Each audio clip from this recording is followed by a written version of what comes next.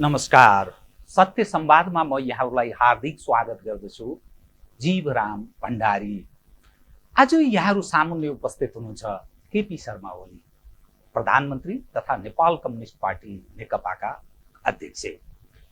उहाँसँग आज म समसामयिक नेपालको पछिल्लो विकास भएको राजनीतिक घटनाक्रमलाई केन्द्रमा राखेर कतिपय विश्लेषणात्मक र कतिपय सूचनामूलक ढङ्गले कुराकानी गर्ने प्रयत्न गर्नेछु।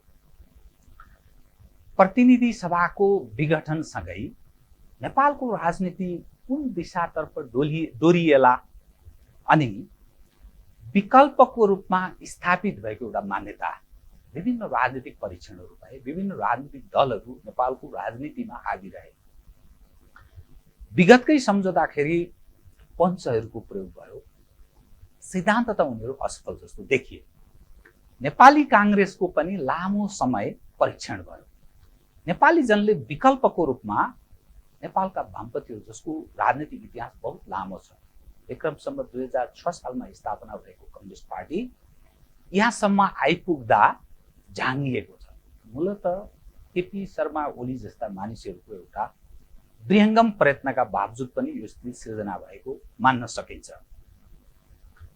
तर घटनाले के देखायो भने यसको पनि परीक्षण त भयो, नेपाली जनले के पाए, राजनीतिक स्थिरताका विषयसँग र विकाससँग सम्बन्धित कतिपय विषय एउटा प्रश्नवाचक चिन्ह खडा पनि भएको छ। वाक कलाका पनि धनी प्रश्नवक्ता प्रधानमन्त्री केपी शर्मा ओलीसँग आज राष्ट्रिय र कतिपय अन्तर्राष्ट्रिय घटनासँग जोडिएको नेपालको राजनीतिक पाटोलाई उजागर गर्ने प्रयत्न गर्नेछु। सर्वप्रथम म उहाँलाई स्वागत गर्छु। स्वागत छ प्रधानमन्त्री। धन्यवाद। सर्वप्रथम त मलाई समय दिनुभयो, यहाँलाई बहुत हार्दिक धन्यवाद टक्राउन चाहन्छु। धन्यवाद। म अब विषयमा प्रवेश गर्न चाहे। प्रधानमन्त्रीज्यू, जुन प्रतिनिधि सभाले जो होल संसदले यहाँलाई प्रधानमन्त्रीको रूपमा चयन गर्यो, 5 वर्षको यहाँलाई म्यान्डेट प्राप्त थियो, के त्यस्तो राजनैतिक र संवैधानिक व्यवधान खडा भयो र के त्यस्तो राजनीतिक बाध्यात्मक अवस्था सृजना भयो जसका कारण यहाँले प्रतिनिधि सभा विघटन गर्नुपर्ने, त्यो हठात भन्ने भाषा मैले प्रयोग गरेँ, त्यस्तो परिस्थिति सिर्जना भयो जसको कारण यहाँ स्वयंको राजनीतिक भविष्य पनि कहीँ न कहीँ दाउमा पर्न सक्ने खतरनाक अवस्था पनि छ। यहाँलाई सुदृढ भएर एउटा बलियो एउटा नेताको रूपमा स्थापित गराउने सम्भावना दुवै छ। अलिकति कृपया यसको बारेमा स्पष्ट पारिदिनुहोस्, त्यसपछि म अरू अगाडि बढ्छु। पहिलो कुरा त दुनियाँलाई थाहा भएको कुरा हो, नेपालको राजनीति कसरी अगाडि बढिरहेको थियो, सरकार कसरी अगाडि बढिरहेको थियो, के काम गरिरहेको थियो र सरकारलाई काम गर्न नदिने प्रयासहरू, देश बनाउन, देशलाई अगाडि बढाउन सरकारलाई दिशानिर्देश गर्नुपर्ने पार्टी कस्ता कुरामा अल्झिएको थियो र पार्टीको पनि नेतृत्व, सरकारको पनि नेतृत्व काममा अगाडि बढ्ने भन्दा पनि यस्तै कुराहरूमा अल्झिनु पर्ने एउटा स्थिति, त्यो यहाँले पनि देख्नुभएको हो, दुनियाँले पनि देख्या हो। मैले धेरै व्याख्या गर्नुपर्छ जस्तो लाग्दैन। अस्वस्थताको पराकाष्ठा, देश र जनताको बारेमा छलफल नहुने, कहिल्यै चिन्ता पनि जाहेर नहुने, मैले पाइनँ, मलाई पुगेन, मेरो मान सम्मान पुगेन, उधारो हुँदैन, हाताहाती चाहिन्छ, यसैमा देशको समय बर्बाद गर्न कोसिस गरियो। फेरि पनि सरकारले म प्रधानमन्त्रीबाट हट्दा रानी पोखरी शिलान्यास भएको थियो, त्यो शिलान्यासमाथि एउटा शिला थपिएको थिएन, एउटा इँटा थपिएको थिएन। मैले शिलान्यास गराएर हिँडेको, सम्माननीय राष्ट्रपतिज्यूले शिलान्यास गर्नुभएको थियो, एउटा इँटा थपिएन, केही काम भएन। धरहरा एउटा नयाँ उत्साह, मै बनाउँछु मेरो धरहरा भनेर एउटा नयाँ उत्साह सिर्जना गरिएको थियो। केही करोड रुपियाँ पनि उठेको थियो जुन सर्वसाधारणबाट त्यो पनि जस्ता तस्तै रोकियो। पुनर्निर्माणका कामहरू रोकिए। पूर्वाधार विकासका पूर्वाधारहरू, सडक, पुल, बिजुली यी पनि रोकिए। शिक्षा क्षेत्र, स्वास्थ्य क्षेत्र सबै अस्तव्यस्तको स्थिति। म आएपछि यहाँलाई थाहा छ अहिले 4,4500 किलोमिटर डबल लेन, 4 लेन, 6 लेनका बाटाहरू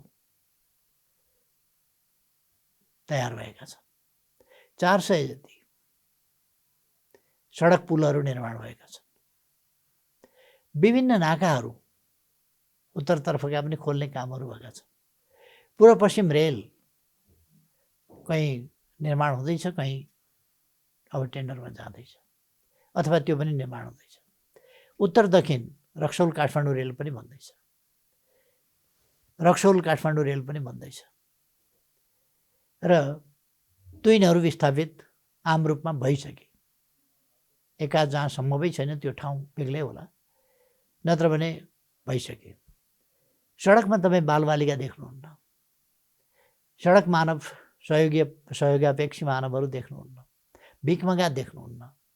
सडकको अवस्था, स्तरोन्नति र सौन्दर्यीकरण, यसको भिन्नता तपाईँले यी 2.5 वर्षमा यसको भिन्नता अवश्य देख्नुभएको होला।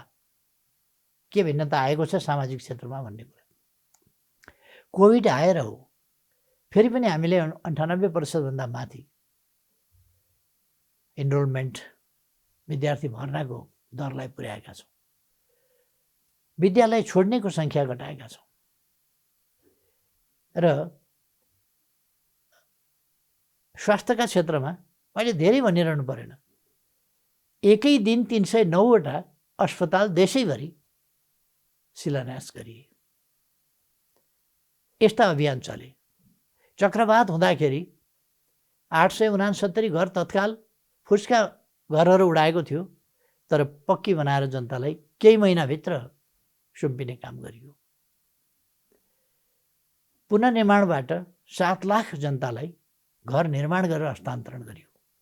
नयाँ बस्तीहरू विकास गरिए। सुरक्षित ठाउँमा बस्तीहरू सारिए। हाम्रो भूगोल यस्तै छ, कहाँ पहिरो जान्छ भन्न सकिन्न, कति बेर जान्छ भनेर। यहाँ पहिरो जाने सम्भावना छ नभनिएका ठाउँमा पनि पहिरो गएको छ। फेरि हामी त्यसको पनि पुनर्निर्माण गर्दैछौँ। यसपल्ट पनि कमसेकम 60,000 मेट्रिक टन धान उत्पादनमा वृद्धि भएको छ। पोहोर साल हामीले 9% धान वृद्धि गरेका थियौँ, उत्पादनमा वृद्धि गरेका थियौँ। यसपल्ट पनि 60,000 मेट्रिक टन चाहिँ वृद्धि भएको छ कमसेकम। नयाँ औद्योगिक क्षेत्रहरू स्थापना गर्ने र नयाँ उद्योगको काम अगाडि बढाइएको छ। जीर्ण उद्योगलाई पुनर्स्थापना गर्ने कामहरू भएका छन्। व्यापार असन्तुलनलाई सन्तुलनतर्फ केही फर्काइएको छ। यसरी सरकार उपलब्धिपूर्ण ढङ्गले एक ठाउँ मात्रै होइन, तपाईँले धराहरा हेर्नुभयो हुन्छ कसरी अगाडि बढ्दैछ। संसद भवन हेर्नुभयो हुन्छ। संसद भवन भाडामा छौँ हामी, बनाउनु पर्थ्यो, अहिले बन्दैछ। काठमाडौँमा एउटा भवन, एउटा सभा हल थिएन, स्थायी रूपमा अर्को बन्दैछ 5,000 को र तयार हुनै लाग्यो। गोदावरीमा 3,000 जना आरामसँग अड्ने आधुनिक भवन बन्न लाग्यो। यस्ता अनेक कुराहरू छन्। लुम्बिनीको विकास तपाईँ हेर्न सक्नुहुन्छ। लुम्बिनी जाने बाटोलाई 4 लेनको बनाइएको छ। त्यो कस्तो थोत्रो बाटो थियो तपाईँले देख्नुभएको छ। लुम्बिनीमा फलफुलका बगैँचाहरू अब फलहरू फल्न थालेका छन्, फुलहरू मजाले फुल्न थालेका छन् र रुखा सिछौहरू बिस्तारै विस्थापित हुन्छन् र त्यहाँ जीवनमय पुतलीका लागि, मौरीका लागि, भमराका लागि, अरू चराचुरुङ्गीका लागि एउटा रमणीय स्वर्ग जस्तो आनन्दको ठाउँ। उनीहरूले पनि जीवन पाउँछन्, उनीहरूले पनि आहारा पाउँछन्। त्यस्तो ठाउँ निर्माण हुँदैछ।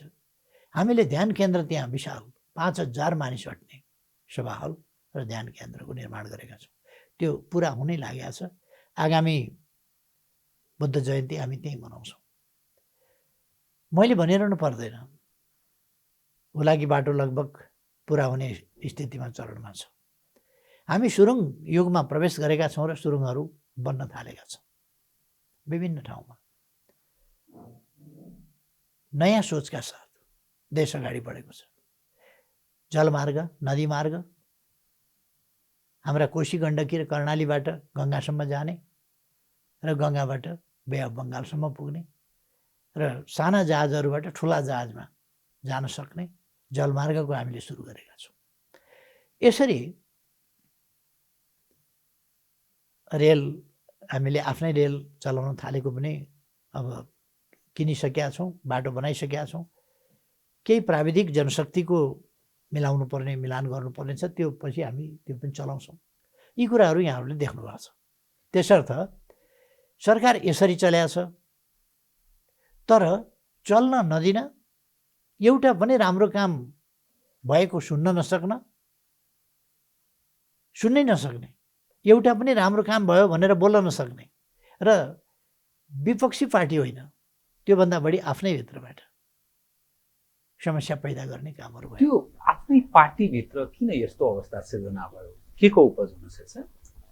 त्यसमा म अलिकति पछि जान्छु। कृपया। यो त्यसले गर्दा अरूले पनि जो व्यवस्था नरुचाउने,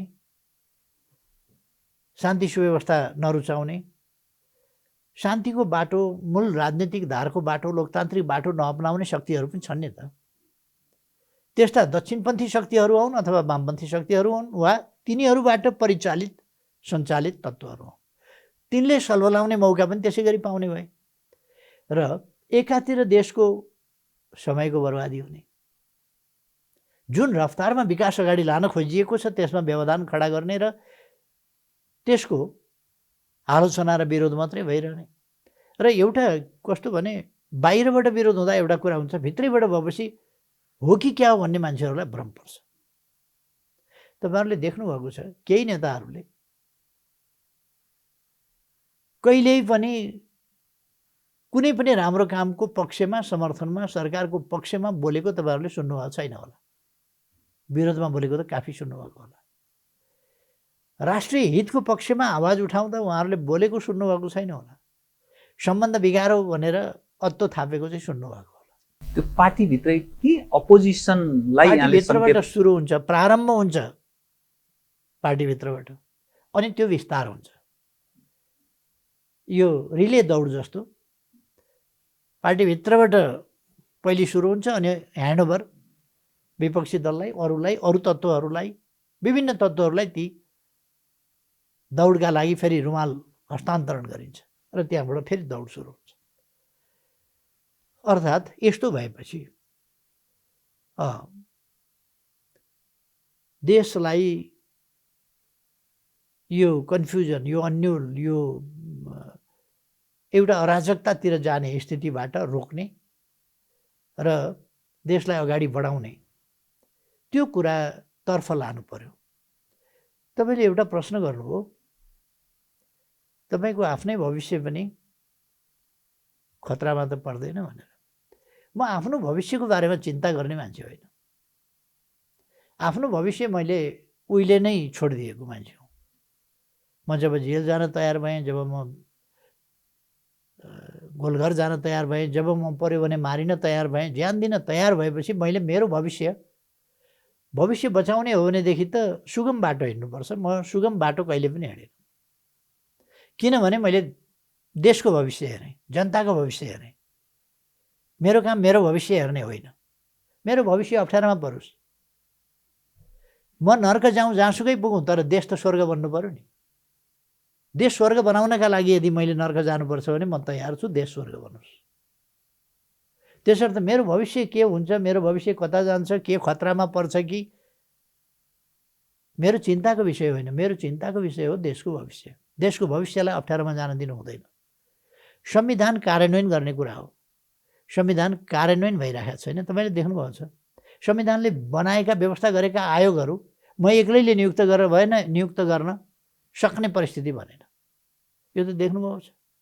पौने 3 वर्षसम्म संविधानले भनेको छ आयोग बनाऊ, सरकारले प्रयास गर्छ, संवैधानिक परिषदको अध्यक्ष म छु, बैठक बोलाउनै व्यवधान। मैले भरसक सहमतिका साथ बैठक बोलाउँ भनेर कोसिस गर्छु, गर्दा गर्दा नभएपछि मैले आए पनि नआए पनि बैठक बोलाउनु पर्यो। त्यति गर्दा पनि नभएपछि एउटा तपाईँलाई भनौँ, कृपया। संवैधानिक अङ्गका संवैधानिक परिषदका सदस्यहरू सबै महत्त्वपूर्ण व्यक्तित्वहरू हुनुहुन्छ। संविधान कार्यान्वयन गर्ने, संवैधानिक परिषदको बैठकमा उपस्थित हुने, आफ्ना सृजनात्मक विचारहरू राख्ने र संवैधानिक परिषदलाई निकममा बनाउने होइन, कामकाजी प्रभावकारी बनाउने र त्यसको प्रभाव प्रतिष्ठा उठाउने काम गर्नुपर्ने होइन र? त्यहाँ मूलत के समस्या सिर्जना आउने गर्छ? जो संवैधानिक परिषदको जुन संरचना छ, जसले बैठक हुन्छ, त्यो व्यवधान त्यो प्रभावकारी किन हुन सकेन? संवैधानिक परिषद जो प्रधानमन्त्रीले बारम्बार जो प्रयत्न गर्नुभयो, जो भन्नुभयो, उपस्थित पनि भएको कहिलेकाहीँ देखिन्छ, कहिलेकाहीँ अनुपस्थित भएको, जसको कारण यहाँले अर्को कदम चाल्नुपर्ने परिस्थिति जो सिर्जना भयो। मूलत के त्यो भागभण्डाको विषय उठ्ने गर्छ? भागभण्डाको विषय दोस्रो, पहिलो चाहिँ कामै हुन नदिने र काम गर्न सकेन भन्ने पार्ने। संवैधानिक परिषद, संवैधानिक परिषद पनि सरकारका अरू कामहरू पनि हाम्रो अनुमति बिना, जस्तो के भने तपाईँले भन्नुभयो तपाईँलाई छानेको संसद भनेर, संसदले मलाई छान्यो, संसदले मलाई काम गर्न, सरकारको नेतृत्व गर्नका लागि छान्यो। तर नेतृत्व गर्न छानिसकेपछि, संसदले छानिसकेपछि त मैले काम गर्न पाउनु पर्यो, मेरो सरकारले काम गर्न पाउनु पर्यो नि। अन्तै निर्णय गर्न पर्ने, त्यहाँबाट पोलिसी दिने कुरा हो, पार्टीले पोलिसी दिने कुरा हो। सरकारका मन्त्री परिषदका सबै कुराका, नियुक्तिका हरेक कुराको त्यसको त प्रक्रिया हुन्छ, प्रतिस्पर्धा त्यहाँ गराउनुपर्छ। उहाँ निर्णय गराएर ल्याएर प्रतिस्पर्धाको एउटा अभिनय गरेर अनि मान्छे राखिदिनु पर्ने, त्यो कसरी गर्न सकिन्छ? के चिजले गाइड गर्छ नेपालको यत्रो राजनेताहरू, जसरी हामी कल्पना गर्छौँ नेपाली समाजको नेतृत्व गर्ने व्यक्तिहरू, जसको कारण यो राजपाटमा समेत यसको प्रभाव पर्ने, यो के चिजले गाइड गर्छ नेपालको राजनीतिमा? प्रश्न के हो भने उद्देश्य के छन् भन्ने कुरा, उद्देश्यबाट, गन्तव्यबाट मान्छे लक्षित हुन्छ, निर्देशित हुन्छ। गन्तव्य आफू, आफ्नो स्वार्थ, आफ्नो पद, आफ्नो प्रतिष्ठा, आफूले प्राप्त गर्ने लाभहरू नै गन्तव्य भएपछि अरू कुरा गौण हुन्छन् र ती कुराहरू ओझेलमा पर्छन् र तिनीहरूलाई व्यवधान पुग्छ, व्यवधान पुर्याइन्छ। गन्तव्य राष्ट्र, राष्ट्रको हित हुनुपर्छ, गन्तव्य जनता, जनताको हित हुनुपर्छ, गन्तव्य सुशासन र विकास हुनुपर्छ, गन्तव्य इन्साफ हुनुपर्दछ, गन्तव्य संविधानको सही कार्यान्वयन हुनुपर्दछ, गन्तव्य देशलाई अगाडि बढाउने हुनुपर्दछ, गन्तव्य प्रतिभाको कदर गर्ने हुनुपर्दछ, हाम्रो तरिका ठिक मान्छे ठिक ठाउँमा परोस्, राम्रो मान्छे, सक्षम मान्छे ठिक ठाउँमा परोस् भन्ने होइन। तपाईँले सधैँ सुन्नुभयो, मतिर लागेको हुनाले नपाउने हुन्छ, कहीँ मतिर लागेको हुनाले पाउनुपर्छ भनेको तपाईँले सुन्नुभयो सधैँ। अब कसैतिर लागेको भरमा कसरी बनाउन सकिन्छ? तपाईँले देख्नु, केन्द्रीय कमिटीमा केपी ओली अल्पमतमा पर्यो भनेर हल्ला गरिरहेका छन्। त्यो केन्द्रीय कमिटी त मैले बनाएकै दिन म अल्पमतमा पर्न मन्जुर गरेर बनाएको हो नि। 60-40 भन्दा पनि बढी दिएको छ। त्यो स्थिति किन बनाइयो? यसकारण कि एकीकरण गरेर एउटा सुदृढ पार्टी जसले देश बनाउन स्थायित्व दिएर अगाडि बढोस् भन्नका लागि हो। तर त्यसका लागि बहुमत अल्पमत वास्ता नगरेर, थाहा नपाएको त होइन नि मैले कुन पक्षको कसको कति छ भनेर, जब एउटा साझा उद्देश्यमा जाने, देश बनाउने उद्देश्यमा जाने हो भने टाउका घनिरहनुको अर्थ हुँदैन। उद्देश्यको समानतामा हामी अगाडि बढ्छौँ। जब उद्देश्यको समानतामा अगाडि बढ्ने हो भने यस पक्षको यति र यस पक्षको यति भनिरहनु हुँदैन। मैले यी सम्भावनाहरू थिए, अहिलेको परिस्थिति आउने सम्भावना थिए। यस्तो आवाज त राजनीतिमा हुन्छ नै।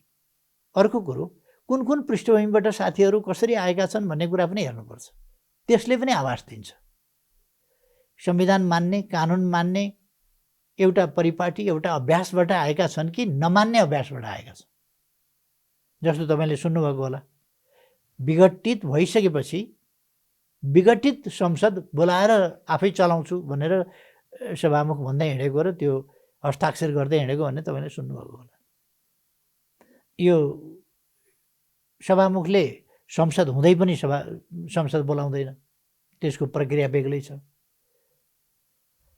बोलाउनु पर्यो भने संसद जीवित हुँदा, विघटित नहुँदा सांसदहरूले बोलाउन पर्यो विशेष अधिवेशन भने विशेष प्रयोजन खुलाएर विषय दिएर राष्ट्रपति कहाँ निवेदन दिन सक्छन्। वैधानिक प्रक्रिया त्यो हो। नत्र सामान्य अधिवेशन सरकारले बोलाउँछ आवश्यकता अनुसार। यहाँको मित्र प्रचण्डजीले प्रतिनिधि सभा विघटन भएको छैन भनिरहनु भएको छ। बहुमत नेपाल कम्युनिस्ट पार्टी नेकपाका केन्द्रीय सदस्यहरू हामीहरूको संयुक्त बैठकबाट पार्टीका प्रथम अध्यक्ष प्रधानमन्त्री केपी शर्मा ओलीलाई कारबाही गरेको कुरा आम सञ्चार माध्यम पब्लिकली उहाँले बोल्नु भएको छ र सभामुख यहाँले सोचेको भन्दा प्रतिकूल अवस्थामा हुन्छ। अब काहीँ न काहीँ अप्ठ्यारो अवस्था, राजनीतिक एउटा अप्रिय स्थिति सिर्जना भयो र यसले अप्रिय राजनीतिक अवस्थातर्फ उन्मुख गराउँछ भन्ने अर्थ लाग्छ यो समग्र घटनाहरू। प्रचण्डजी देशै उलटफेर गर्छु भनेर 17,000 मान्छे चट बनाएर उपद्रवै मचाएर आउनुभएको मान्छे हो। उहाँले त क्रान्तिका नाउँमा कब्जै गर्छु भने हो नि देश, त्यो भएन। एउटा जमाना हुन्छ, उहाँको एउटा जमाना थियो। मान्छेहरूले एउटा दुःखद परिस्थिति भए पनि कहीँ उलटफेरै पो ल्याउँछन् कि आश गरेका थिए। सर्वहारा वर्गीय कुराहरू उहाँहरू गर्नुहुन्थ्यो।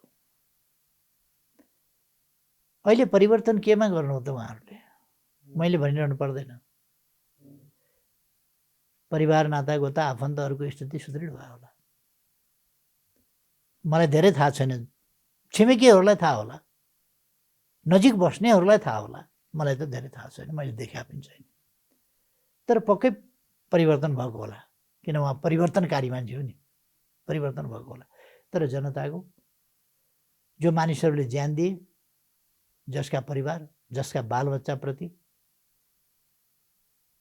एउटा कुनै शहीद परिवारको एउटा बच्चो उहाँले पढाउने कष्ट गर्नुभएको छ? एउटा बच्चो पढाउने कष्ट गर्नुभएको छ? मैले धेरै नभनौँ, सन्तान गुमाएर बेसहारा भएका कुनैलाई सहारा दिनुभएको छ?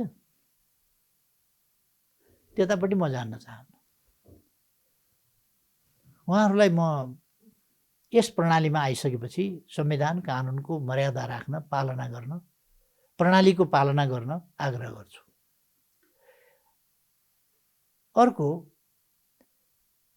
अर्कै प्रणाली र अर्कै स्कुलिङबाट आएका साथीहरू पनि उहाँका पछि लागेर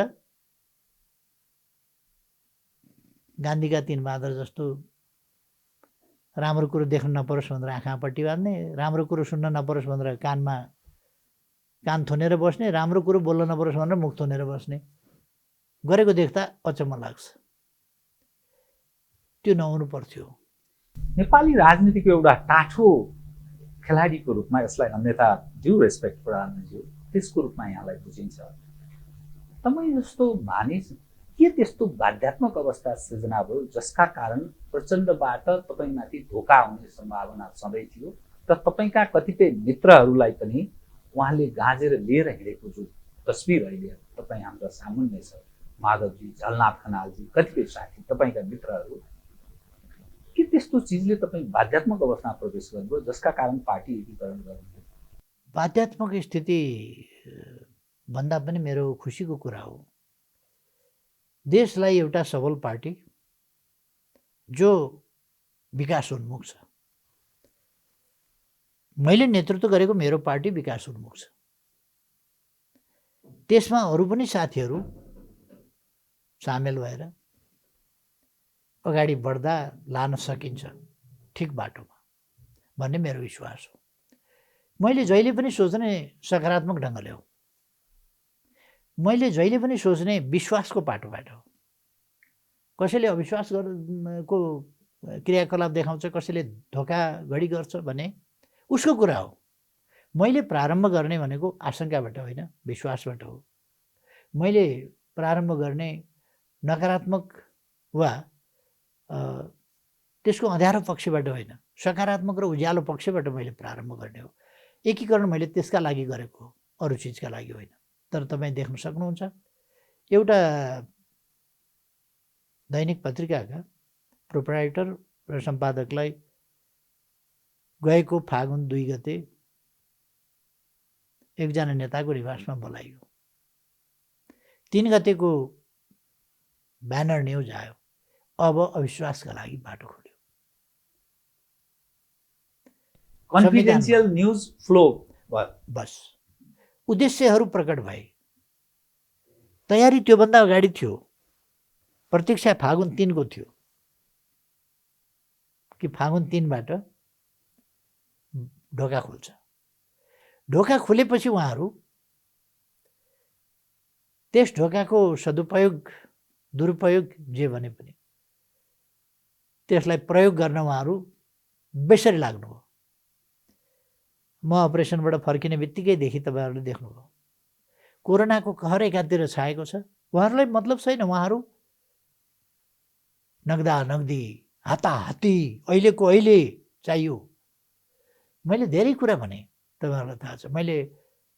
मलाई अब महाधिवेशनबाट अध्यक्षमा उठ्नु पनि छैन, लड्नु पनि छैन। कमसेकम तपाईँहरू लड्नुहोस्। म नेतृत्वको गतिशीलतामा परिवर्तनशीलतामा विश्वास गर्ने हो। यो 33 वर्ष नेता भएपछि पनि पार्टीको प्रमुख भएपछि पनि प्यास नमेटिने यस्तो मेरो प्रवृत्ति छैन। 15 वर्ष पार्टीको प्रमुख भइसकेपछि पनि प्यास नमेटिने, एकपल्ट प्रधानमन्त्री भइसकेपछि पनि प्यास नमेटिने, त्यो मेरो प्रवृत्ति छैन।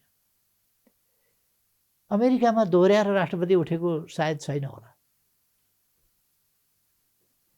तर यहाँ आफू बाहेक अरू कसैलाई पनि नदेख्ने, आफै मात्रै। हामीले एउटा परिपाटी स्थापना गर्नुपर्छ, परिपाटी बसाउनुपर्छ। लोकतान्त्रिक परिपाटी, एउटा गतिशील। नदी बगिरहन्छ, दिनको क्यालेन्डर फेरिँदै जान्छ, समय गतिशील छ। त्यस्तै गरेर हरेक कुरा गतिशील हुनुपर्दछ। पार्टी पनि गतिशील हुनुपर्दछ, नेतृत्व पनि गतिशील हुनुपर्दछ। संसारमा हरेक ठाउँमा नेतृत्व गतिशील ढङ्गले अगाडि बढिराखेका हुन्छ। हामीले 2 कार्यकाल भन्यौँ। माधवजी फेरि उठ्नुभयो। 3 कार्यकाल उहाँले पार्टी प्रमुख भएर चलाइसक्नु भएको थियो, फेरि उठ्नुभयो। उठ्न नदिने हो भने पार्टी फुट्ने हो। आफ्ना निम्ति उहाँ जे पनि गर्न तयार भएपछि उठ्न दिनु पर्यो। हाम्रो विधानमा के थियो भने 2 पल्ट पार्टी प्रमुख भइसकेपछि उठ्न पाइँदैन। तर उहाँ 3 पल्ट भइसकेर 4थो पल्टलाई मसँग चुनाव लड्नु पनि महाधिवेशन। अब महाधिवेशनले विधान संशोधन गर्नु पर्यो पार्टी फुट्नबाट जोगाउनका लागि। हामीले 70 वर्षमा चाहिँ 70 वर्षभन्दा पछि या 70 वर्ष पुरा भएपछि कुनै पनि पोस्टमा उठ्न लड्न पाइँदैन। उमेरको हद राख्यौँ, त्यो हटाइयो। पार्टी फुट्ने खतरा भयो, त्यो पनि हटाइयो। नेताहरू पाका हुँदै गए। पहिले राखिया थियो, पछि पाका हुँदै 70 को नजिक पुगेपछि त्यसलाई हटाउनु पर्यो पार्टी जोगाउन। यी सबै कुराहरू पार्टी जोगाउनका लागि गरिँदै गए। नयाँ पङ्क्ति उठ्नै पाएन। जे होस्, हामी अहिले संसद विघटन किन भन्ने कुरामा जाँदैथ्यौँ। यस्तै कुराहरूमा, अनावश्यक कुराहरूमा देश अल्झिनु हुँदैन। देश त सबै जनताको, देश त विकासको बाटोमा अगाडि बढ्नुपर्छ। विकासको बाटोमा अगाडि बढ्नबाट अल्झाउने र अल्झिनु पर्ने खालको स्थिति भएपछि, अनावश्यक कुरामा अल्झिनु पर्ने र चाहिने कुरामा केन्द्रित गर्न नपाइने स्थिति बन्न थालेपछि देशको समय, व्यक्तिको समयको कुरा मात्रै होइन, देशको समय नै बर्बाद हुने खालको स्थिति बन्यो। कतिपल्ट भनेको छ देशको समयको बर्बादी, जस्तो एउटा संविधान सभा संविधान दिन नसकेर खेर गयो। संविधान सभाको 4 वर्ष र चुनाव हुँदासम्मको अर्को 1.5 वर्ष र फेरि 20 महिना संविधान बनाउनका लागि लागेको। यसो गर्दाखेरि हाम्रो कति समय खेर गयो? संविधान निर्माण 6 महिनामा हुन सक्ने कुरा हो, तर हामीले 7 वर्ष लगायौँ संविधान निर्माण गर्न। 1 वर्षमा त संविधान मजाले निर्माण हुन सक्छ।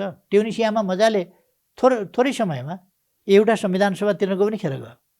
त्यसपछि उनीहरूले 1 वर्षभित्र संविधान बनाए, अथवा 1 वर्षभित्रै बन्दो रहेछ नि त संविधान। संविधान 1 वर्षभित्र संविधान सभाले मजाले बनाउन सक्थ्यो भने 6 वर्ष त देशका खेर गए नि। देशको 6 वर्ष खेर जानु हुँदैन, देशको 1.5 वर्ष खेर जानु हुँदैन, देशको 2 वर्ष खेर जानु हुँदैन। त्यसकारण खेर जान नदिनका निम्ति विघटन गर्नु पर्यो। विघटन संसदीय अभ्यासको कुरा हो, संवैधानिक व्यवस्थाको कुरा हो। संविधानमा त्यहाँ विकल्प हुँदाहुँदै प्रधानमन्त्रीज्यूले अरू विकल्पलाई किन प्रयोग गर्नुभयो भने आकस्मिक एकैपटक किन प्रतिनिधि सभा विघटन गर्नुभयो भने कालाकोटधारी पूर्व प्रतिनिधि सभाका सदस्यहरूले सुप्रिम कोर्टमा च्यालेन्ज पनि गरेका छन्। निर्वाचन आयोगमा एउटा प्रक्रिया छ, सर्वोच्चमा अर्को छ, र सडक कुन अवस्थामा पदार्पण गर्छ भने यो जुन राजनीतिक हिसाबले बडा अप्ठ्यारो अवस्था र यहाँहरूको राजनीतिक दाउ अब कोर्ट, निर्वाचन आयोग र सडकमा गएको छ। यो खतरा किन मोल्नुभयो? यो कुनै खतरा छैन, कुनै पनि खतरा छैन। जनता सार्वभौम छन्। जनतामा ताजा जनादेशका लागि जानु अलोकतान्त्रिक कुरा होइन, सर्वाधिक लोकतान्त्रिक कुरा हो। अन्त अल्झिने, अन्त झगडा गर्ने, अन्त समस्या खडा गर्ने, समय देशको बर्बाद गर्ने, अन्त अनि जनताका बिचमा ताजा जनादेशका लागि नजाने, त्यो चाहिँ लोकतान्त्रिक हुन्छ कुरा। अर्को, जनताको आदेश एकातिर छ, जनादेश विपरीतका दाउपेचबाट संसदको नेतृत्व जनादेश अनुसार हुनुपर्छ। कहिले कहिले के हुन्छ भने देशको आवश्यकता, जनताको भावना र सङ्ख्याको खेल, टिकडमले जन्माएको सङ्ख्याको खेल अर्कै हुन्छ। कहिल्यै पनि टिकडमलाई सफल हुन दिनु हुँदैन। जनताको अभिमतलाई अगाडि लानुपर्छ, देशको आवश्यकतालाई अगाडि लानुपर्छ। देशको आवश्यकता संविधानको मर्म र भावना, संविधानको व्यवस्था, संवैधानिक प्रणाली भएका, लोकतान्त्रिक प्रणाली भएका देशहरूको अभ्यास, हाम्रै विगतका अभ्यास, यी सबै कुराहरूलाई हेरेर जे गरेर भए पनि देशको आवश्यकता अनुसार देशलाई अगाडि बढाउनुपर्छ र सकारात्मक दिशामा अगाडि बढाउनुपर्छ र लोकतान्त्रिक दिशामा अगाडि बढाउनुपर्छ, संवैधानिक र कानुनी दिशामा अगाडि बढाउनुपर्छ। टिकडम, जालजेल, दाउपेच जस्ता कुराहरूलाई सफल हुन दिनु हुँदैन र त्यसरी सफल हुन दियो भने देश जालजेल र टिकडम षड्यन्त्रको चक्रव्यूहमा फर्छ। त्यसर्थ विकल्प थिए भने नि कसैले धारा 76 मा विकल्पको कुरा मानिस गरिरहेको छ। बहुमत कसैको छैन भने ती विकल्पहरू, यदि बहुमत छैन भने 2 वा 2 भन्दा बढी पार्टी मिलेर सरकार बनाउने, बहुमतको सरकार मसँग छ। बहुमतको सरकार छ त सबैलाई थाहा छ नि। बहुमतको सरकार मसँग छ, विकल्प कहाँबाट भयो? 2 वा 2 भन्दा बढी मिलेर बनाउने। 64% प्रतिनिधि सभा सदस्य भएको दलको सर्वसम्मत नेता म हुँ, त्यस हैसियतमा प्रधानमन्त्री छु, मसँग 64% छ। अनि 36%सँग 2 वा 2 भन्दा बढी दलको मान्यता प्राप्त गरेका 3टा दल छन्। अहिले 4वटा थिए, 2टा मिले र एउटै भएको छ। त्यसो गर्दा नेकपा, नेपाली कङ्ग्रेस र राजापार्टी के जनता समाजवादी यो 3टा पार्टी राष्ट्रिय पार्टीको रूपमा मान्यता प्राप्त। 2 वा 2 भन्दा बढी दल मिल्दा कति पुग्छ त सङ्ख्या? 63 प्लस 36 अनि कति हुन्छ त 63 प्लस 36 ले 99 2 वा 2 भन्दा बढी मिले भने पनि त 99 सङ्ख्या नै हुने रहेछ। अरू स्वतन्त्रले हाइपोथेटिकल मानौँ अरू स्वतन्त्रले पनि साथ दिनुभयो 102 अनि 102 ले बहुमत हुन्छ त सरकार बन्छ। जबकि 175 लिएर म बसिया छु, 174 लिएर बसिया छु, 173 लिएर बसिया छु, चाहिने 138 छु। अनि विकल्प कहाँनेरि छ? मनको विकल्पले हुन्छ र? त्यहाँ संसदमा विकल्प चाहियो नि, त्यो छैन। र विकल्प बहुमत छ भने बहुमतको दलले सरकार बनाउँछ, बहुमत छैन भने 2 वा 2 भन्दा बढी दलले बनाउँछ। 2 वा 2 भन्दा बढी दलले बनाउन सकेन वा बनायो तर 1 महिनाभित्र विश्वासको मत लिन सकेन भने सबभन्दा लार्जेस्ट पार्टीमा जान्छ। लार्जेस्टमा जाने स्थिति अहिले हो र? अहिले त बहुमतकै सरकार छ, बहुमतकै एउटै पार्टीको सिङ्गल पार्टीको बहुमत छ, लार्जेस्टमा जाने कुरा त होइन। लार्जेस्टले पनि लिन सकेन भने म गर्छु नि त भनेर कसैले भन्यो भने पनि बनाओस्, त्यसले पनि सकेन भने अनि त्यस्तो छ र एउटा व्यक्ति खोज्नुपर्ने अवस्था छ र अहिले। जबकि 64% बहुमत झन्डै 2/3 बहुमत लिएर एउटा सिङ्गल दल बसेको छ भने एउटा व्यक्तिले कतै समर्थन प्राप्त गर्छ कि भनेर खोज्नुपर्ने त्यस्तो स्थिति छ र। त्यसर्थ विकल्प हुँदाहुँदै भन्ने कुरा चाहिँ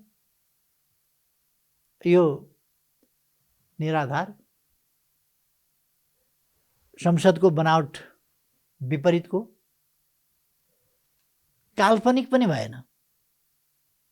यो त सरासर असत्य कुरा हो, विकल्प अर्को छैन।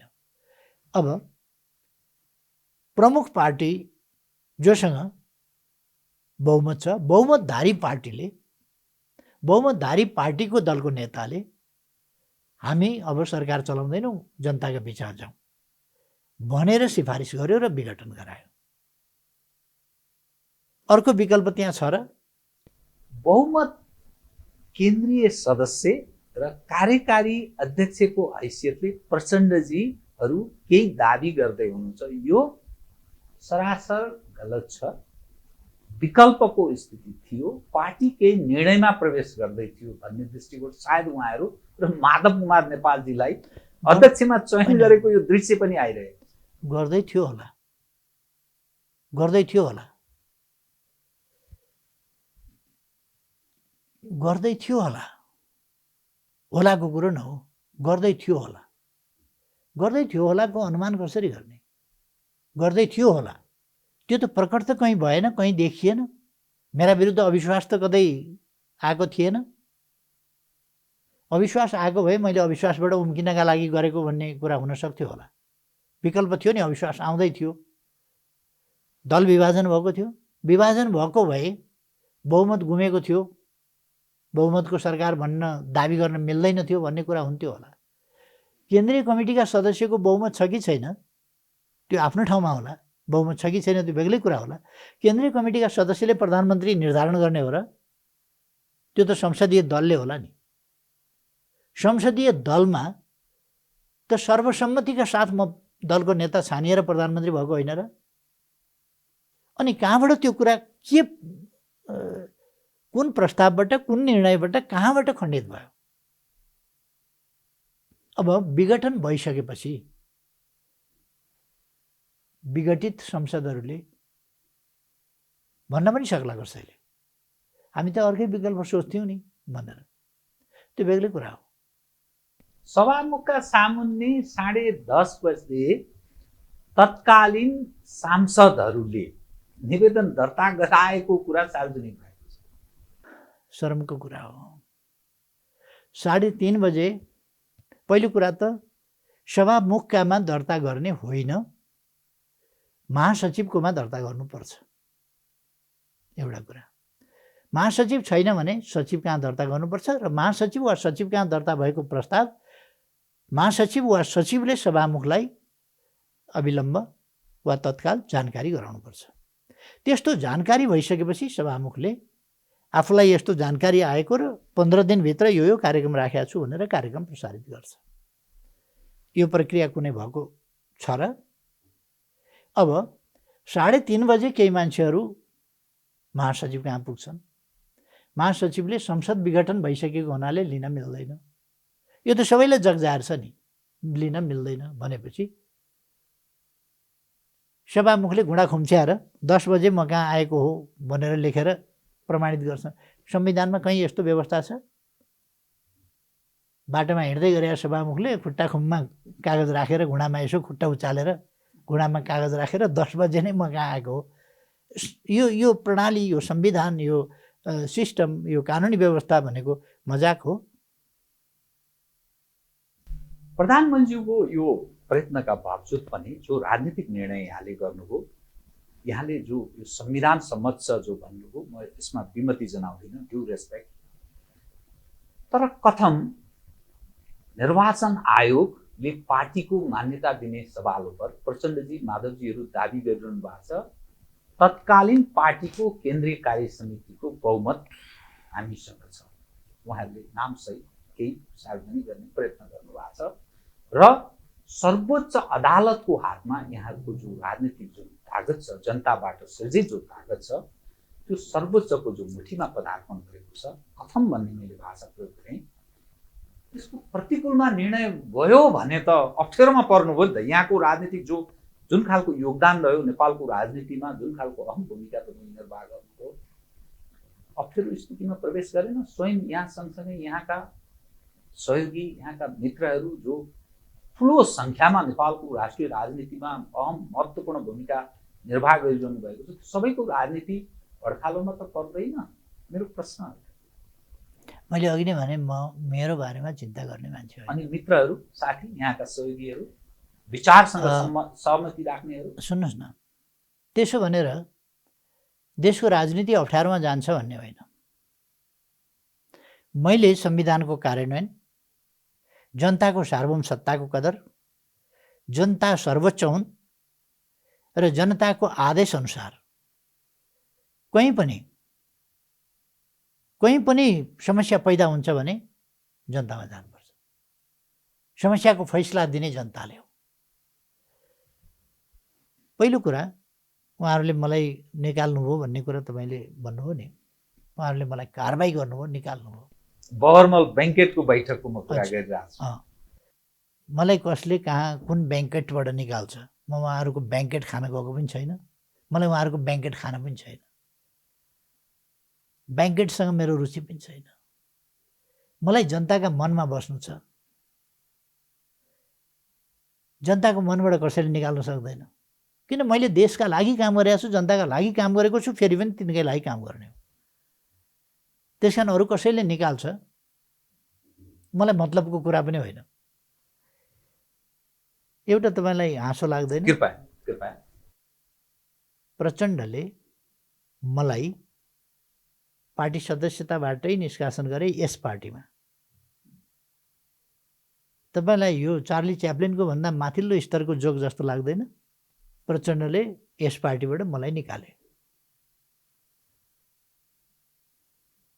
प्रचण्डभन्दा अलिक कमसेकम 1 दशक अगाडि, कम्तीमा 1 दशक अगाडि राजनीतिमा लागे हौँ। 1 दशक अगाडिको पार्टी सदस्यता होला कमसेकम। अहिलेको आन्दोलनको यो हैसियत, लेफ्ट मुभमेन्टको यो हैसियत कसको नेतृत्वमा, कसको प्रयासमा, कसको विचारले पुग्यो, कसको अगुवाईमा पुग्यो भन्ने पनि दुनियाँलाई थाहा छ। यो त यस्तो पाहुना जस्तो भयो जसलाई बास बस्न दियो, मेरो घर भनेर दाबी गरेर घरवालालाई नै निकालेको घोषणा गर्छ। त्यस्तै भयो। यहाँका मित्र माधव झलनाथजीहरू पनि त प्रचण्डसँग मिल्नुभयो नि त, र उहाँहरू के दाबी गरिरहनु भएको छ नि, बहुमत मसँग छ, तत्कालीन पार्टीको सेन्ट्रल कमिटी मसँग बहुमत छ भन्ने जो दाबी। एउटा कुरा तपाईँलाई बताउँ, मैले सुरु गरेको एकता एकीकरण त टुङ्गिएन। अहिले हामी अन्तरिम कालमा थियौँ, हामी सङ्क्रमणकालीन अवस्थामा थियौँ। हाम्रो विधान अन्तरिम छ, हाम्रो केन्द्रीय कमिटी सङ्क्रमणकालीन केन्द्रीय कमिटी हो। हाम्रा संरचनाहरू सङ्क्रमणकालीन हुन् महाधिवेशनसम्मका लागि। हामीले एकता गर्दा 3 महिनाभित्र एकीकरणको काम टुङ्ग्याउने र 2 वर्षभित्र महाधिवेशन सम्पन्न गर्ने भनेका थियौँ। त्यसको वैधानिकता त्यहाँसम्मको हो। त्यो समयावधि सम्पन्न भयो, सिद्धियो। अर्को, त्यतापट्टिको बाटो तय गरिएन र उहाँहरू जालझेल षड्यन्त्रबाट कब्जा गर्नेतिर लाग्नु हो। पार्टी कब्जा, दुईटै पदबाट केपी ओलीलाई हटाउँछौँ, प्रधानमन्त्रीबाट पनि हटाउँछौँ र पार्टी अध्यक्षबाट पनि हटाउँछौँ। त्यो सूचना यहाँसँग यथेष्ट थियो। तपाईँहरूले नै बजारमै सुन्नुभएको थियो भनेदेखि मैले किन नसुन्ने र? मैले सुनेको थिएँ।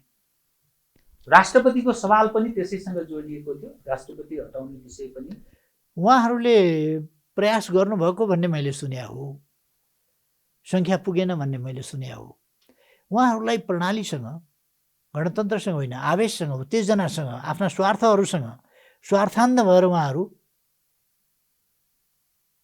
त्यो आँखा चिम्डेर जेसुकै पनि निमट्ने त्यस स्थितिमा हुनुभयो। त्यसै कारण त यो जनतामा जाउँ भन्नु पर्यो मैले। उहाँहरू भस्मासुर भएर निस्किनु भयो। तपाईँले ममाथिको आरोप पत्रमा अदालतको मानमर्दन गरेको देख्नुभयो। अदालतको मानमर्दन गरेको। तपाईँले उहाँहरूका अभिव्यक्तिमा राष्ट्रपतिमाथिको मानमर्दन देख्नुभएको छ। राष्ट्रपतिलाई हाम्रो संविधानले के गरेको छ, हामीले बनाएको संविधानले के गरेको छ भन्दा प्रधानमन्त्रीले जे सिफारिस गरेको छ त्यो प्रधानमन्त्रीको सिफारिस अनुसार राष्ट्रपति चल्नुपर्छ। प्रधानमन्त्रीले जे सिफारिस गर्छ त्यो घोषणा गरिदिनुपर्छ राष्ट्रपतिले। कुनै त्रुटि हो भने प्रधानमन्त्रीको, कार्यकारिणीको। तर राष्ट्रपतिलाई त्यसमा मुस्नुपर्ने त केही पनि छैन।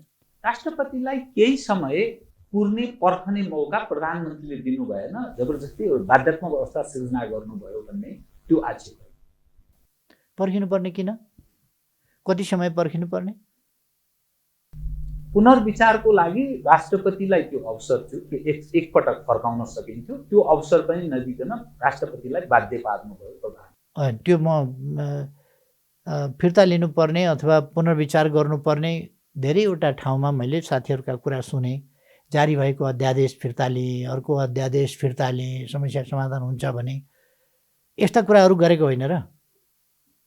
राष्ट्रपतिले फिर्ता गरेको मात्रै होइन, राष्ट्रपतिले रोकेर राख्दाखेरि फिर्ता गर्दाखेरि पनि त समस्या समाधान त भएन। समस्या समाधान हुन छोडेपछि मैले राष्ट्रपतिजीलाई पुनर्विचार गरिनुपर्ने आवश्यकता छैन भन्नु पर्यो भनेको हो मैले। सामान्यज्यू त्यो विघटनको अघिल्लो दिनै यहाँ प्रचण्डजी भेट्न जानुभयो खुमलटार, तत्पश्चात रामलाल थापा बहादुरजीलाई भेट्नुभयो, त्यसपछि अरू आफ्नो निरन्तर क्रियाशीलता दर्शन। प्रचण्डजीसँग के कुरा भएको थियो? जुन चिज एउटा जो लाखौँ दर्शक हेरिरहनु भएको छ, यहाँले सायद केही प्रयत्न गर्नुभयो, प्रचण्डजी सहमत हुनु भएन, त्यसपछि यहाँले यो राजनीतिक कदम चाल्ने अवस्थामा प्रवेश गर्नुभयो होला सायद भन्ने अनुमान गर्न सकिन्छ। तर के कुरा भएको थियो एज अ दोस्रो अध्यक्ष? मैले प्रचण्डजी कहाँ गएर, वामदेवजी पनि हुनुहुन्थ्यो, तपाईँले वामदेवजीलाई पनि अन्तर्वार्ता लिन सक्नुहुन्छ, सोध्न सक्नुहुन्छ। उहाँसँग मैले भने अहिले पनि केही बिग्रिया छैन, एकतातिर फर्क्यौँ, एकताबद्ध भएर अगाडि बढौँ, सरकारलाई काम गर्न दिउँ र पार्टीको महाधिवेशन सम्पन्न गरौँ। सरकार त कोभिडका विरुद्ध लडिराखेको छ, विकास निर्माणका काममा लागिराखेको छ। यस्तो प्रतिकूल अवस्थामा पनि अनेक समस्याहरूसँग जुधेर देशलाई अगाडि बढाउने काममा लागिराखेको छ। राष्ट्रियताको रक्षा र सम्वर्धन गर्ने कुरा, सार्वभौम सत्ताको, स्वाधीनता स्वतन्त्रताको वास्तविक अर्थमा उपभोग गर्ने कुरा र हाम्रो आफ्नो भूमि समेत गाभेर नक्सा प्रकाशन गर्ने कुरा, त्यो नक्सालाई वैधानिकता दिन अर्थपूर्ण बनाउनु पर्यो। नक्सा छापेर झुन्ड्याउने मात्रै त होइन नि, यो व्यक्तिको फोटो खिचेर झुन्ड्याए जस्तो त होइन। नक्सा, देशको राष्ट्रको नक्सा भनेको एउटा चाहिँ त्यसको खास अर्थ हुन्छ। त्यसको त्यो भूगोल राष्ट्रको भूगोलसँग सम्बन्धित हुन्छ। त्यसो भएर भौगोलिक अखण्डतासँग सम्बन्धित हुन्छ। त्यसो भएर त्यसले संवैधानिक मान्यता पाउनुपर्छ। हाम्रो निशान छापमा त्यो उल्लेखित छ।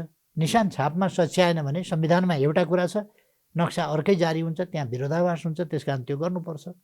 त्यो गरिएको छ। यसरी सरकार अगाडि बढिरहँदाखेरि यो अनावश्यक झमेला खिचोला जनतामा वितृष्णा पैदा हुने गरी नगरौँ। तपाईँले यो लगाएका झुटा लान्छनाहरू जुन छन् ती फिर्ता लिनुहोस्। मैले उहाँलाई त्यो आग्रह गरेर एकताबद्ध भएर अगाडि बढ्न आग्रह गरेँ। उहाँले बहुमत अल्पमतबाट छिनोफानो गर्ने भन्नुभयो। मैले भने यो बहुमत अल्पमत चाहिँ गर्नका लागि यो संरचनाहरू बनेको होइन, सहमतिका साथ अगाडि बढ्ने भनेर हामीले वैधानिक व्यवस्था पनि गऱ्यौँ।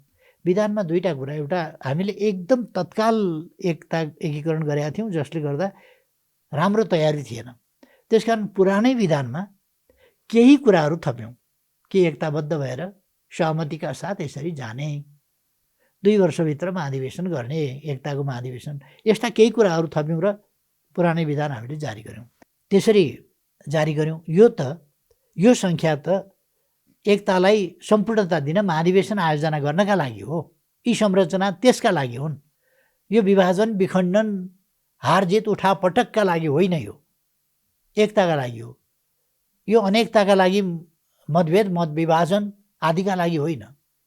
महाधिवेशन समेत पनि एकताको महाधिवेशन गर्ने, सहमतिका साथ गर्ने भनेका छौँ हामीले। तपाईँहरू बिचैमा पार्टीलाई तहस पार्न खोज्दै हुनुहुन्छ, यो नगरिदिनुहोस्। मैले उहाँलाई आग्रह गरेँ, उहाँले सुन्न मान्नु भएन। त्यहाँबाट फर्किएर म रामबहादुर थापाजी कहाँ पर्सेँ। मैले उहाँलाई भने प्रचण्डजी कहाँ म गएको थिएँ। उहाँलाई मैले यो कुरा भने, तर उहाँ सुन्न तयार हुनु भएन। त्यसपछि म आएँ।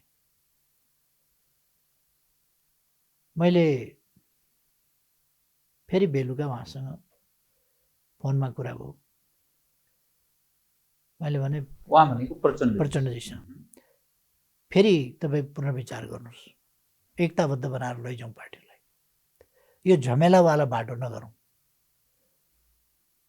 मैले भोलि तपाईँ आउनुहोस् बिहान भने। उहाँले म बिहान भ्याउँदिनँ, 11:30 बजे आउँछु भन्नु। हुन्छ भने मैले 9:45 बजे क्याबिनेट बोलाएको थिएँ। 9:45 बजे क्याबिनेट बस्यो र क्याबिनेटले अब मौजुदा प्रतिनिधि सभाबाट देश अगाडि बढ्न सक्ने अवस्था रहेन। यो स्वाभाविक बाटो होइन, जनताको अभिमतको बाटो होइन, जाल झेल तिक्रमबाट सृजित एउटा कृत्रिम ढङ्गले सरकार परिवर्तनको खेल आदि इत्यादिको एउटा सिलसिला नयाँ फेरि सुरु गर्ने यो अभ्यासतिर जाने भयो। यसले एक खालको चाहिँ द्वन्द्वको स्थिति सृजना गर्ने भयो।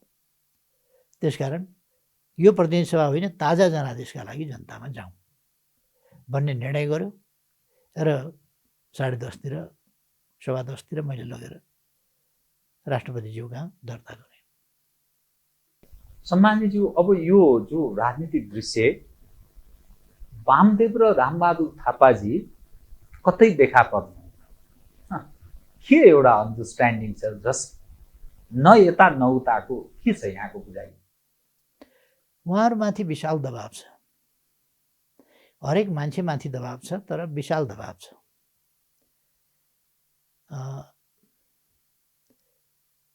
उहाँहरू मान्छेलाई राजनीति विचार विश्लेषण गर्न पनि दिनुहुन्न, त्यो स्वतन्त्रता पनि दिनुहुन्न। दबाव सिर्जना गर्ने, मान्छेलाई घेराबन्दीमा पार्ने र बाध्य बनाएर गलत बाटोमा हिँडाउने। उहाँहरूको प्रचण्डजीको त पहिलेदेखि स्वभाव त्यही हो, बाध्य बनाएर मान्छेलाई गलत बाटोमा हिँडाउने। त्यो अभ्यास उहाँले गरिरहनु भएको छ, तर त्यो अभ्यास सफल हुँदैन। प्रचण्डजी र माधवजीको सहयात्रा त्यो स्वनिर्देशन या अर्थात् कुनै त्यस्तो के चिज छ जसका कारण उहाँहरू बीच त्यो रसायन केले काम गरेको हुन सक्छ यहाँको बुझाइ? एउटा चाहिँ राष्ट्रियताका प्रश्नहरू उठ्दा स्पष्ट ढङ्गले राष्ट्रियताको पक्षमा उहाँहरू उभिनु भएको पाउनुभएको छ कहिले?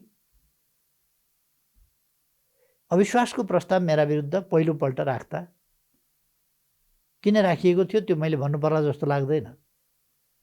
मैले संविधान जारी गर्ने कामको अगुवाई गरेँ। मैले नाकाबन्दीको डटेर सामना गरेँ। देशको शिर झुक्न दिइनँ। नेपाललाई एउटा देश बेष्टित र एउटा देशको घेरामा सीमित नराखेर अर्को पनि छिमेकी छ, अर्कातिर पनि बाटो छ, अर्कातिर पनि बन्द गरिरहेको छ। त्यसकारण नाकाहरू खोल्ने र व्यापार पारवन सम्बन्ध स्थापना गर्ने, अरू सम्बन्धहरू पनि। आज हामीलाई विकासको आवश्यकता छ, यता र उता भन्ने कुरा छैन। जसले हामीलाई सहयोग गर्छ, सहायता दिन्छ, सहकार्य गर्छ वा सस्तोमा ऋण दिन्छ, हामी ती सबै कुराहरूलाई परिचालन गर्छौँ। हामी आइडियोलोजिकल हिसाबले, वैचारिक हिसाबले बायस छैनौँ कसैप्रति। हामी कुनै विचार हेरेर आग्रह पूर्वाग्रह व्यवहार गर्दैनौँ। आफ्ना आफ्ना देशका स्वतन्त्रताका कुरा हुन्। हामी हाम्रो स्वतन्त्रताको उपभोग गर्छौँ, अरूले पनि आफ्नो स्वतन्त्रताको उपभोग गर्छ। हामी आफ्ना विचारहरूमा अगाडि बढ्छौँ, अरू पनि आफ्ना विचारमा अगाडि बढ्लान्। ती चिजहरू गर्दा नाकाबन्दीको सामना अथवा चीनसँगको पारवन यातायात आदि गर्ने बित्तिकै मेरा विरुद्ध मलाई अपदस्थ गर्ने खेल सुरु भएको थियो। सबैले देखेको कुरा हो र म त्यति बेला बहुमत थिएन भने। यसपल्ट पनि नक्सा छापेपछि, संविधान पारित गरेपछि तत्कालबाट उपद्रव सुरु भयो। सबैले देखाएको छ। मैले केही भनिरहनु पर्छ जस्तो लाग्छ र तस्बिर आफै बोल्छ भन्छन् नि। तस्बिर आफै बोल्छ, परिदृश्यहरू आफै बोल्छन्, घटनाक्रमहरू आफै बोल्छन्। मैले केही भनिरहनु पर्ला जस्तो लाग्दैन। अर्को कुरा, माधव नेपालजी र झलनाथजीले मैले उहाँहरूको समर्थनमा बोलेका कुरा, तपाईँहरूले मैले प्रस्ताव गरेका कुरा, उहाँहरूलाई प्रधानमन्त्री बनाउन, प्रधानमन्त्री टिकाउन, पार्टी प्रमुख टिकाउन गरेका प्रयासहरूको बारेमा तपाईँहरूले काफी सुन्नुभएको होला, अध्ययन गर्नुभएको होला, देख्नुभएको होला। तर मेरो पक्षमा एक शब्द समर्थनमा कहिल्यै बोलेको कहीँ सुन्नुभएको छ? के त्यस्तो यहाँहरू बीच त्यस्तो द्वन्द्व जसका कारण यो स्थिति? बीच होइन। अहिले पनि म उहाँहरूलाई यो तमासा नगर्नुहोस् भनिरहेको छु। चुनाव मैले घोषणा गरेँ, प्रधानमन्त्रीको हैसियतले मैले चुनाव घोषणा गरेँ, पार्टीको अध्यक्षको हैसियतले घोषणा गरेँ। यसले त चुनावमा एकजुट भएर जान हामीलाई अभिप्रेरित गर्नुपर्ने होइन र? झन् एकजुट भएर जानु पर्यो नि चुनावमा घोषणा भइसकेपछि। अब त झन् मिलेर जानुपर्ने होइन र? यो प्रधानमन्त्रीले चुनाव घोषणा गरे बापत कुन कुन पार्टी कहाँ फुट्या छ? को उफ्रिएर चाहिँ पार्टी बनाउन कुर्या छ? चुनाव घोषणा गरे बापत प्रधानमन्त्रीलाई पार्टीबाट निष्कासन गर्ने, अध्यक्षलाई निष्कासन गर्ने भनेर बेतुकका कुरा गर्दै उफ्रिँदै कराएको कतै सुन्नुभएको छ? प्रधानमन्त्रीले चुनाव घोषणा गर्यो भनेर पार्टीको एउटा सेक्सनको मिटिङ बैठक कहीँ सुन्नुभएको छ? यो तमासा किन गर्नु पर्यो उहाँहरूले? अर्थात् यो मेरो तर्फबाट होइन, म त अहिले पनि भनिराखेको छु, आउनुहोस्, गलत क्रियाकलाप छोड्नुहोस्। आफ्ना स्वार्थमा हिजो अध्यक्ष भन्दाखेरि द्वितीय अध्यक्ष हुँदा मैले तृतीय अध्यक्ष त हुनुहोस् भनेकै थिएँ माधवजीलाई। प्वाक्क मुखा उहाँको के बस्या थियो, हुन्न भन्ने शब्द बोलिदिनु। त्यसलाई अरूले समातेर उहाँ मान्नु भएन भनेर सिध्याइदिए। किन भन्नु परेको थियो त्यति बेला हुन्न भनेर? मैले त प्रस्ताव राखेको थिएँ। कहिले मुखमा चाहिँ यस्तो बोली आइदिन्छ नि उहाँको, फट। हिजो अनुहार हेर्नुहोस् त, उहाँको त अभिष्ट पुरा भयो नि, द्वितीय अध्यक्ष हुनुभयो। पहिले यहाँ सोफा हटाएको होइन, नेताहरू सोफामा बस्नुहुन्न भनेर। हिजो त राम्रै सोफामा बसेर देखेँ थिएँ मैले। म नभएपछि त उहाँहरूलाई त भव्य सोफा चाहिँदो रहेछ। अर्को ठाउँमा बस्नुहुन्न भनेर तल सारेको होइन अस्ति नै कुर्सी। म भर्खर अपरेसन गरेर आएको थिएँ, अलिक कम्फर्टेबल कुर्सी राखिदिउँ भनेर कसैले भन्दा राखिदिँदा माधव नेपाल आफै आएर उठाएर कुर्सी हटाएको होइन, माधव नेपाल आफैले आदेश गरेको भए हुन्थ्यो नि त्यो कुर्सी हटाऊ, त्यो आरामदायी कुर्सी राख्न पाइँदैन, त्यो बिमारी भन्दैमा आरामदायी कुर्सी राखिदिने। प्रधानमन्त्रीको त कुरा छोडिदिनुहोस्, यस्तो कुर्सी राख्ने, गद्दा भएको कुर्सी राख्ने त्यो पाइँदैन भनेर अरूलाई आदेश दिए भए हुन्थ्यो नि। उहाँ आफै आएर कुर्सी बोकेर लिएर पर हटाउनु भयो र अर्को कुर्सी ल्याउयो भन्नु। हिजो त राम्रै सोफा देखिएको थियो। माधवजी बेहद प्रसन्न मुद्रामा अध्यक्ष भएर गजक्क हुनुभएको थियो। अरू साथीहरूलाई पनि अध्यक्ष हुन मन छ भने अर्को पार्टी खोले अध्यक्ष हुन पाइन्छ। अध्यक्ष हुनलाई त एउटा पार्टी खोल्नु त हो नि, 2-4 जना लिएर। कोसँग बहुमत छ, कोसँग बहुमत छैन, को आधिकारिक, को अनधिकृत, जनतामा जाने फैसला हामीले गरिसकेका छौँ। देश चुनावमा गयो। अब कथम भएन, चुनाव नहुने प्रतिकूल स्थिति भयो भने कथम भन्ने भाषा नै छोडिदिउँ, कथम भन्ने शब्दै छोडिदिउँ। किनभने संविधानभन्दा बाहिर कथम हुँदैन, लोकतन्त्रभन्दा बाहिर कथम हुँदैन, हाम्रा अभ्यासहरूभन्दा बाहिर कथम हुँदैन। संसदमा अर्को विकल्प छ र? म प्रधानमन्त्री बहुमतको मैले चुनाव गर्ने भनिसकेपछि बाँकी रह्यो 36%। 36%को विकल्प हुन्छ र? संसद पुनर्स्थापना अदालतले गर्न मिल्छ र? अर्को विकल्प भनेको बहुमत कसैको नआउँदाखेरि विभिन्न विकल्पका कुरा छन्। त्यहाँ बहुमत नआएको स्थिति हो र? बहुमतले त विघटन गर्ने सिफारिस गरेको स्थिति हो। तसर्थ कथम भन्ने कहाँबाट आउँछ र? अब कसैले भन्छ संसद विघटन गर्नु भनेर प्रधानमन्त्रीले विघटन गर्नु भनेर लेखेको छैन नि भनेर। दुईटा कुरा, एउटा त लेखेको छ संविधानको धारा 76 को उपधारा 7 मा प्रधानमन्त्रीको सिफारिसमा राष्ट्रपतिले प्रतिनिधि सभा विघटन गरी नयाँ जनादेशका लागि, ताजा जनादेशका लागि वा अर्को निर्वाचनका लागि मिति तोक्नेछ। त्यो व्यवस्था त छ। अर्को विकल्प छैन भने, सरकार बन्न सक्ने, रहन सक्ने स्थिति बनेन भने त प्रधानमन्त्रीको सिफारिसमा राष्ट्रपतिले गर्ने त विघटन गर्ने र नयाँ मिति तोक्ने ठाउँ त छ। अनि त्योभन्दा पर विकल्पै नभएका ठाउँमा विदेशबाट विकल्प त ल्याउने होइन होला। हाम्रो पार्लियामेन्टमा त विकल्प थिएन होला। अब पछि खोज्ने हो भने त वैशाख 17 र 27 भनेको छ नि, हो त्यहाँ गएर खोज्नु पर्यो विकल्प। विघटित संसदमा अब पश्चगामी हुने, पछाडितिर फर्केर हेर्ने, यसो गरेको भए हुने रहेछ, उसो गरेको भए हुने रहेछ भनेर हुँदैन। यो जुन तरल राजनीतिक अवस्था जस्तो काहीँ न काहीँ देखा पर्न सक्ने अर्को एउटा तपाईँलाई कृपया अर्को एउटा के भनौँ भने संविधानमा खुलस्त प्रधानमन्त्रीले भनेको छैन भन्ने मैले अघि भनेको छ। 5 वर्ष रहनुपर्ने, सदाशय त सबको राम्रो हो, 5 वर्ष रहनुपर्ने, मेरो पनि इच्छा हो त्यो 5 वर्ष रहनुपर्ने। तर 5 वर्ष रहँदा बाँकी 2 वर्षको अवधि चाहिँ खेर जाने अवस्था भयो भने त्योभन्दा राम्रो ताजा जनादेशमा जानु र समय देशको बर्बाद हुन नदिनु वाञ्छनीय हो। अर्को कुरा स्पष्ट लेखेको छैन भन्ने कसैले ठान्यो भने बेलायतमा त लिखित संविधानै छैन, संसद विघटन हुँदै हुँदैन। प्रधानमन्त्रीले त्यो विशेषाधिकारको रूपमा ग्रहण गर्ने त्यसलाई राख्छ लोकतन्त्रमा र संसदीय प्रणालीमा, त्यो अधिकार राख्छ जनताको प्रतिनिधिको हैसियतले, र ताजा जनादेशका लागि जान सक्छ।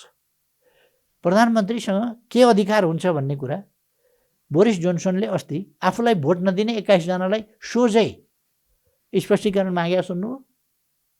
स्पष्टीकरण मागेनन्। भोट नदिएको देखि के स्पष्टीकरण माग्नु, भोट दिएन नि निकाल्दै सिद्धियो। तसर्थ प्रधानमन्त्रीसँग यस्ता केही अधिकारहरू हुन्छन्। सबै सांसद नै छानिएका हुन् नि। बोरिस जोन्सन पनि सांसदै छानिया हुन्, अरू पनि सांसद छानिया हुन्, तर प्रधानमन्त्री भएपछि उनसँग संसद विघटन गर्ने अधिकार हुन्छ।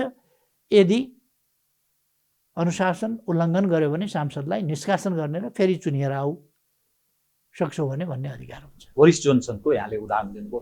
सम्मानीज्यू, जुन अवस्थामा नेपाल प्रवेश गरिरहेको छ, राजनीतिक हिसाबले हामीले बाहिरबाट हेर्दा अलिक तरल अवस्था पनि विद्यमान छ कि भन्ने अर्थ पनि लगाउँदै मैले कहाँ प्रवेश गर्न चाहे भने, यस्तो अवस्थामा प्रतिकूल राजनीतिक अवस्था सिर्जना हुन सक्ने सिस्टममाथिको खतराको विषयलाई यहाँसँग सूचना पनि यथेष्ट हुने हुनाले त्यो खतरा कतिको महसुस गर्नुभएको छ? बिल्कुल छैन, सहज अवस्था छ।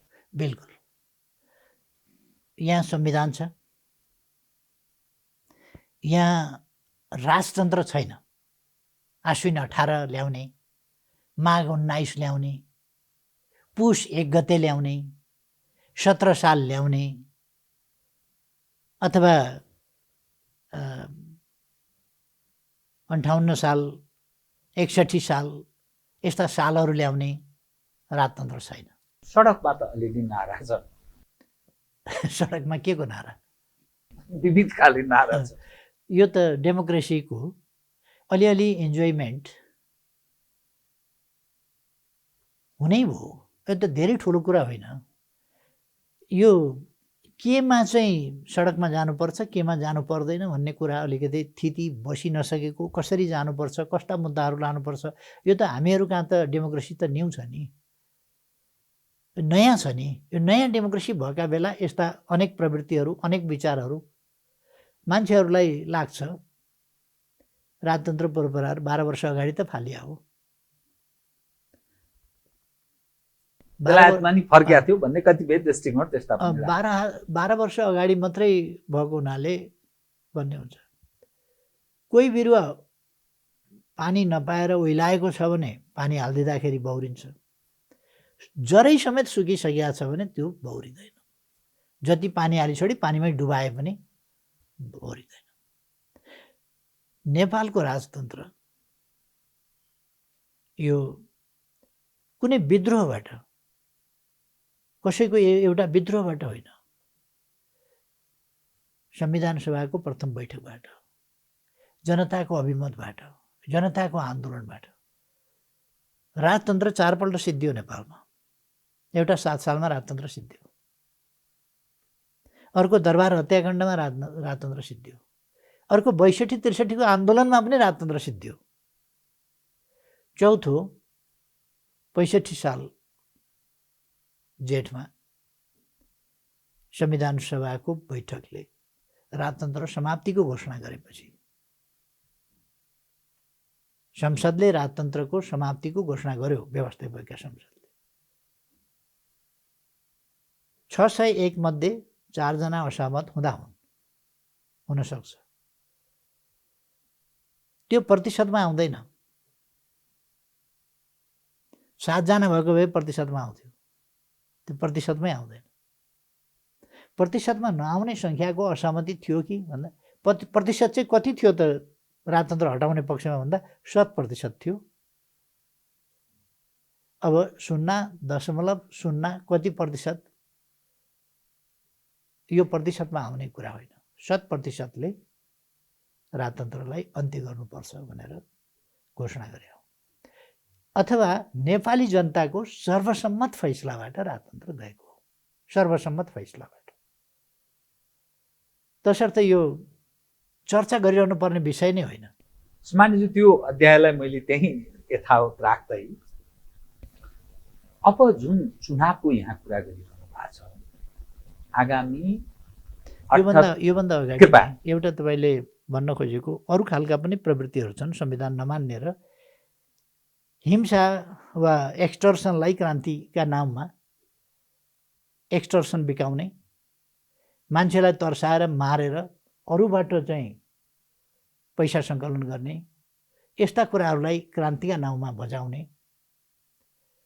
तर्साएर विभिन्न ढङ्गले धुन सोझ्याउने यस्ता असामाजिक क्रियाकलापहरू केही छन्, असंवैधानिक क्रियाकलापहरू छन्।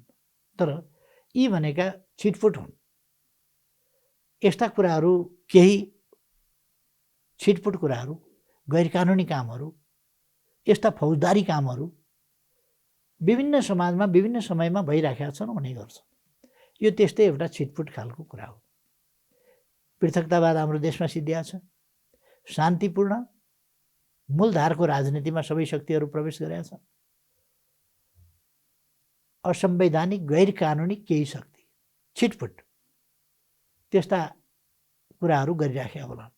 त्यो त्यस्तो खतराको विषय होइन, वा त्यसले राजनीतिको मूल प्रवाह जो अगाडि बढिराखेको छ त्यसलाई व्यवधान गर्न सक्ने त्यस्तो कुरा पनि होइन। र निर्वाचन आयोग लागिसकेको छ आफ्नो तयारीमा।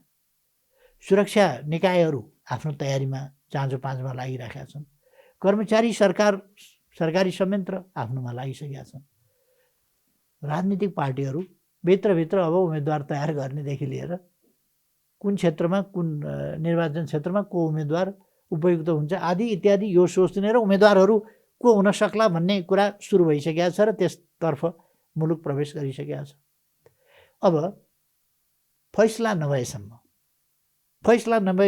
सर्वोच्चको फैसला अलिकति अन्यल सिर्जना गर्न खोज्ने शक्तिहरूले अन्यल सिर्जना गर्न खोज्छन्। अन्यलमा रुमनिन थाल्यो भने राजनीतिक शक्तिहरूको, राजनीतिक दलहरूको आफ्नो तयारी कमजोर हुनसक्छ। त्यसकारण राजनीतिक दलहरू तयारीमा अल्मलिएर विभिन्न भ्रममा परेर तयारीमा कमजोर हुन दिने पक्षमा त हुँदैन। त्यसो भएर राजनीतिक दलहरू त तयारीमा लागिसके। प्रचण्ड नेतृत्वको नेपाल कम्युनिस्ट पार्टी नेकपा, जहाँ माधव कुमार नेपाल झलनाजीहरू सामेल हुनुहुन्छ, र नेपाली काङ्ग्रेस विभाजित छ। प्रधानमन्त्रीज्यूको प्रतिनिधि सभा विघटनका सवाल पर काङ्ग्रेस विभाजित छ। चुनावमा जानुपर्छ भन्ने एउटा दृष्टिकोण छ। अर्को खाले होइन। रामचन्द्र पौडेल लगायत केही मानिसहरू त्यो प्रयत्नमा लाग्नु भएको छ।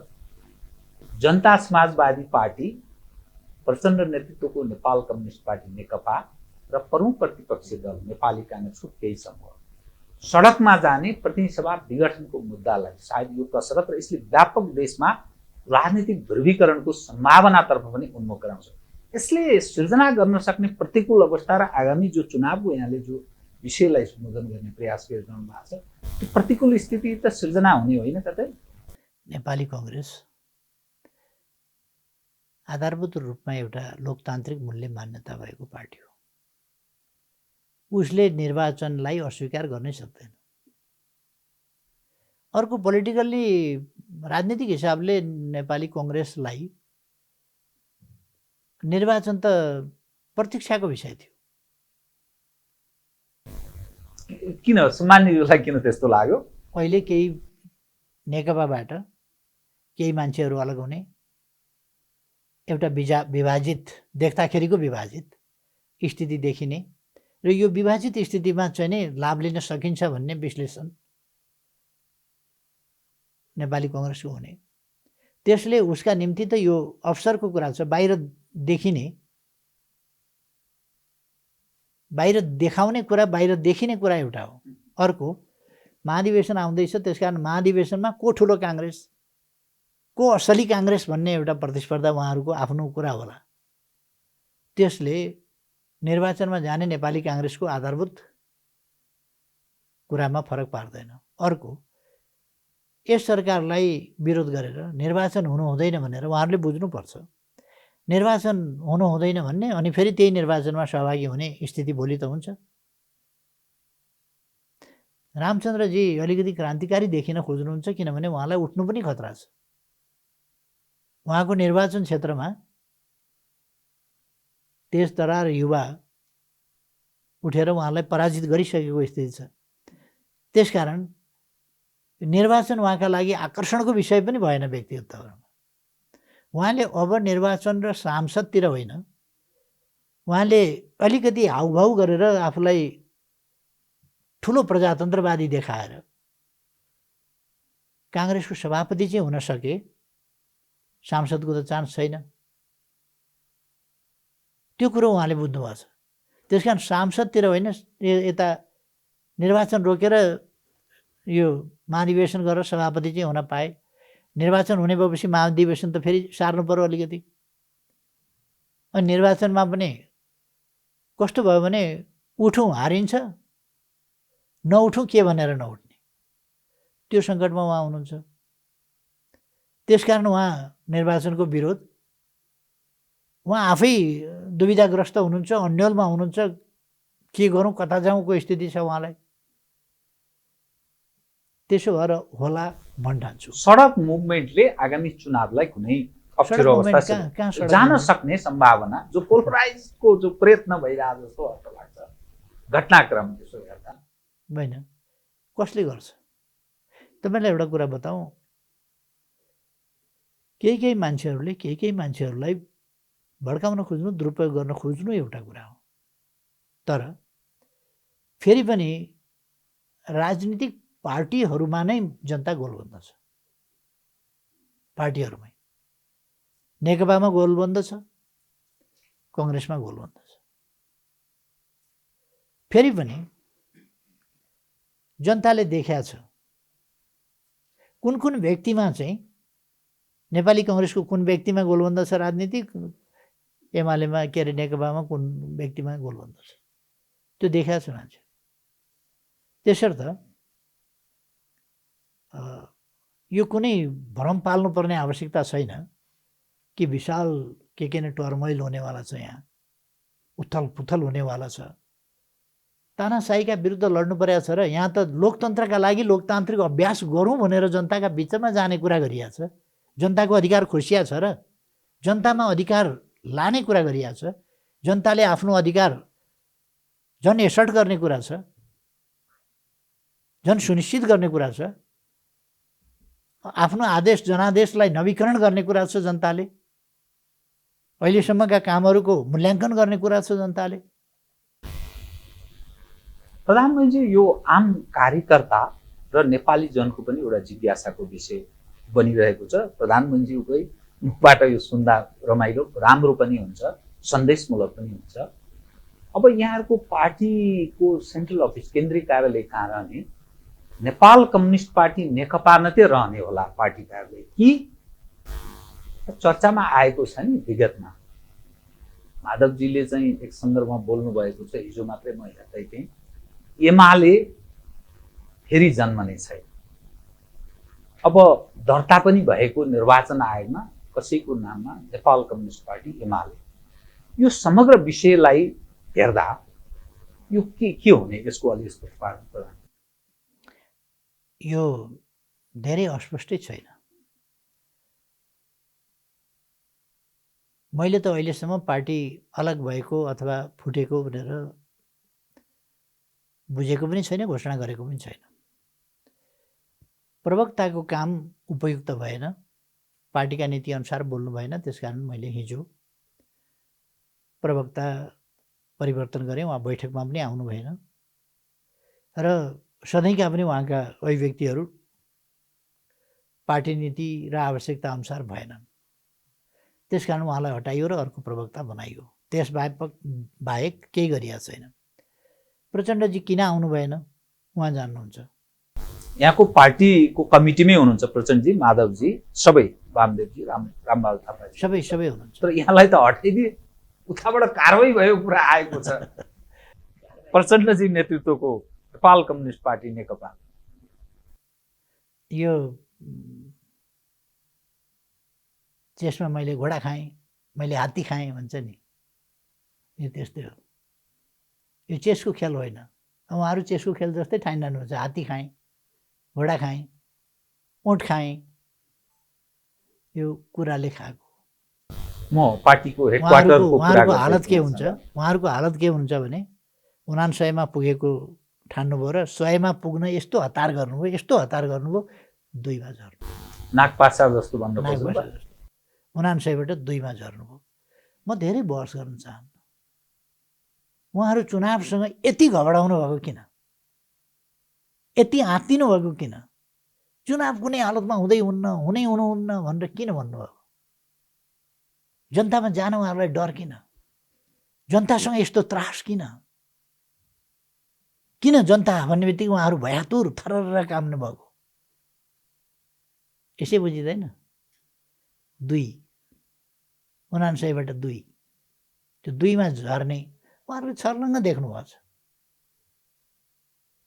मैले दिएको केन्द्रीय कमिटीको त्यो शोली यस्तो परेर माथि चाहिँ उहाँहरूको अलिकति होला सङ्ख्या, माथि मात्रै छ, तल ग्राउन्डमा छैन। मसँग शोली घोप्ट्याए जस्तो छ, टुप्पामा थोरै, तल विशाल पङ्क्ति छ। हेर्नुहोला नेपाली जनताले कसरी फैसला गर्छ आउँदो निर्वाचन। पार्टीका कतिपय जिल्ला कार्यालयहरू कब्जा हुन थालेको, ताला लाग्न थालेको कुरा आइरहेको छ। म यस्तो अस्वस्थ ढङ्गले राजनीतिलाई लानुहुन्छ भन्ने ठान्दिनँ। यथार्थमा हामीले जुन एकीकरण थाल्यौँ त्यो एकीकरण भएन। केही साथीहरू यता लाग्नुभयो, केही साथीहरू उता लाग्नुभयो, लाग्ने स्वतन्त्रता छ। प्रचण्डजी र मैले एकता गरेका थियौँ, 2टा पार्टी मिलाएको थियौँ। प्रचण्डजी र म मिलेनौँ। उहाँले आफ्नो पार्टी लिएर जानुभयो, त्यसमा अर्को पार्टीका पनि हिजोका केही साथीहरू लानुभयो होला। मैले पनि उयो आफ्नै पार्टी लिएर जाने हो। हिजोका प्रचण्डजीसँग रहेका साथीहरू पनि मसँग हुनु होला। तर विभाजन भएको माधव नेपाल र मेरो होइन, झलनाथ खनाल र मेरो होइन। विभाजन नानकाजीसँग विभाजन हुने कुनै अर्थै छैन नि। विभाजन भएको प्रचण्डजीसँग। प्रचण्डजीको पार्टी कार्यालय सम्पत्ति लिएर जानुहोस्। पेरिस डाँडामा यहाँको हक दाबी रहनेछ। म गर्दिनँ त्यो। अनि बल्खु र यहाँको रिङ रोडको प्रचण्डजीले दाबी गर्नु, त्यतापट्टि उहाँले अलिकति के भने राजनीतिक संस्कार र तरिका सिक्नुपर्छ। माधवजीले दाबी गर्नुभयो भने? माधवजी त प्रचण्डजीसँग गइसक्नुभयो। त्यसकारण माधवजीले दाबी गर्नु वाञ्छनीय हुँदैन। माधवजी यदि चुनाव जितेको अध्यक्ष हुनुहुन्थ्यो हिजोको त्यो पार्टीको भने उहाँले दाबी गर्नु एउटा कुरा हुन्थ्यो। हिजो चुनाव जितेको त्यो पार्टीको अध्यक्ष त म हुँ। उहाँ त एकता हुँदाखेरि अर्को साथीसँग जानुभयो नि त। प्रचण्डजीको सेकेन्ड म्यान भएर कार्यकर्ता भएर हिँड्नुभएको छ नि त। त्यो प्रचण्डजीको कार्यकर्ताले प्रचण्डजीकै त्यता गइसकेपछि त त्यही श्री सम्पत्तिमा उहाँले रमाउन सिक्नु पर्यो नि, त्यही घरमा रमाउन सिक्नु पर्यो नि। अब त्यही नेतृत्वका मातहतमा काम गर्न उहाँले सिक्नु पर्यो नि। पार्टीको नाम चाहिँ नेपाल कम्युनिस्ट पार्टी नेकपा नै हो। यसको बारेमा अरू विषय सोच्ने विषय भएन यहाँ? भएन। त जुन केन्द्रको जुन खाले एउटा राजनीतिक हिसाबले मैले तनाव भन्ने भाषा प्रयोग गरेँ, अप्ठ्यारो जो अवस्था देखियो, यो त प्रदेशतर्फ पनि सर्न सक्ने कतिपय विश्लेषण गर्न थालिएको छ। प्रदेश सरकार उप पनि अविश्वासका प्रस्तावहरू आउन सक्ने कुरा हो, फेरि कब्जाका कुरा हुने हो। यी यावत विषयलाई कसरी ट्याकल गर्ने प्लान? के प्रश्नलाई कसरी ट्याकल गर्ने भन्नु तपाईँले? जसरी केन्द्रमा त्यो अविश्वासको प्रस्ताव आउन सक्ने सम्भावना पश्चात यहाँले प्रतिनिधि सभा विघटन गर्नुभयो, प्रदेश सरकारहरूमा पनि यस्ता सम्भावना छन्। 5 नम्बर प्रदेशको कुरा गरिरहेका छन् मान्छे, 1 नम्बर प्रदेशको कुरा गर्छन्, 5 नम्बर मैले भन्नुपर्छ लुम्बिनी प्रदेशको कुरा गर्छन्, गण्डकीको कुरा गर्छन्। यी यावत क्षेत्रका मान्छेहरू कुरा गर्न थालेका छन्। यो कसरी म्यानेज हुन्छ यो सबै अवस्था? यस अवधिमा यथास्थितिमा मिलेर जानु, जो जहाँ जसरी छ त्यसै गरी मिलेर जानु प्रदेश वा स्थानीय तहमा उचित हुन्छ।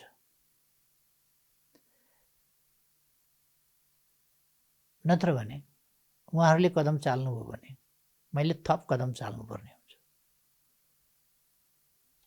केही सुन्न पाइन्छ के त्यस्तो एज अ एउटा दर्शक, किनभने एज अ एउटा अभिभावक, मैले एक्जिक्युटिभ अथोरिटी, प्रधानमन्त्री के चाहनुहुन्छ? मैले यो अहिले देशभरि अस्तव्यस्तता सृजना गर्ने होइन, केन्द्रमा जनताको अभिमतलाई अस्वीकार गर्ने, समयको माग र आवश्यकतालाई अस्वीकार गर्ने र जाल जेल कपटको एउटा सिलसिला सुरु गर्ने, अविश्वासका नाममा विभाजन गर्ने, विभाजन गरेर एकल पार्टीको बहुमत भएका ठाउँबाट अनेक पार्टी मिलेर सरकार बन्ने ठाउँतिर धकेल्ने र त्यो अस्वस्थ खेल बार्गेनिङ, यही तमासामा देश फस्ने, यसबाट जनतामा जानु श्रेयस्कर छ भनेर मैले घोषणा गरेँ हुँ। म जनतालाई के आह्वान गर्न चाहन्छु भने हाम्रो प्रणाली कसैले पनि बहुमत ल्याउन सजिलो प्रणाली होइन। यदि 83 सिट ल्यायो भने, प्रत्यक्षतर्फको त 83 सिट ल्यायो भने बहुमतमा पुग्छ, तर 110 का लागि फेरि अर्को समस्या रहन्छ। त्यसकारण नेपाली जनताले कमसेकम मलाई प्रत्यक्षमा 85 सिटदेखि 90 सिट दिनुपर्छ कम्तीमा।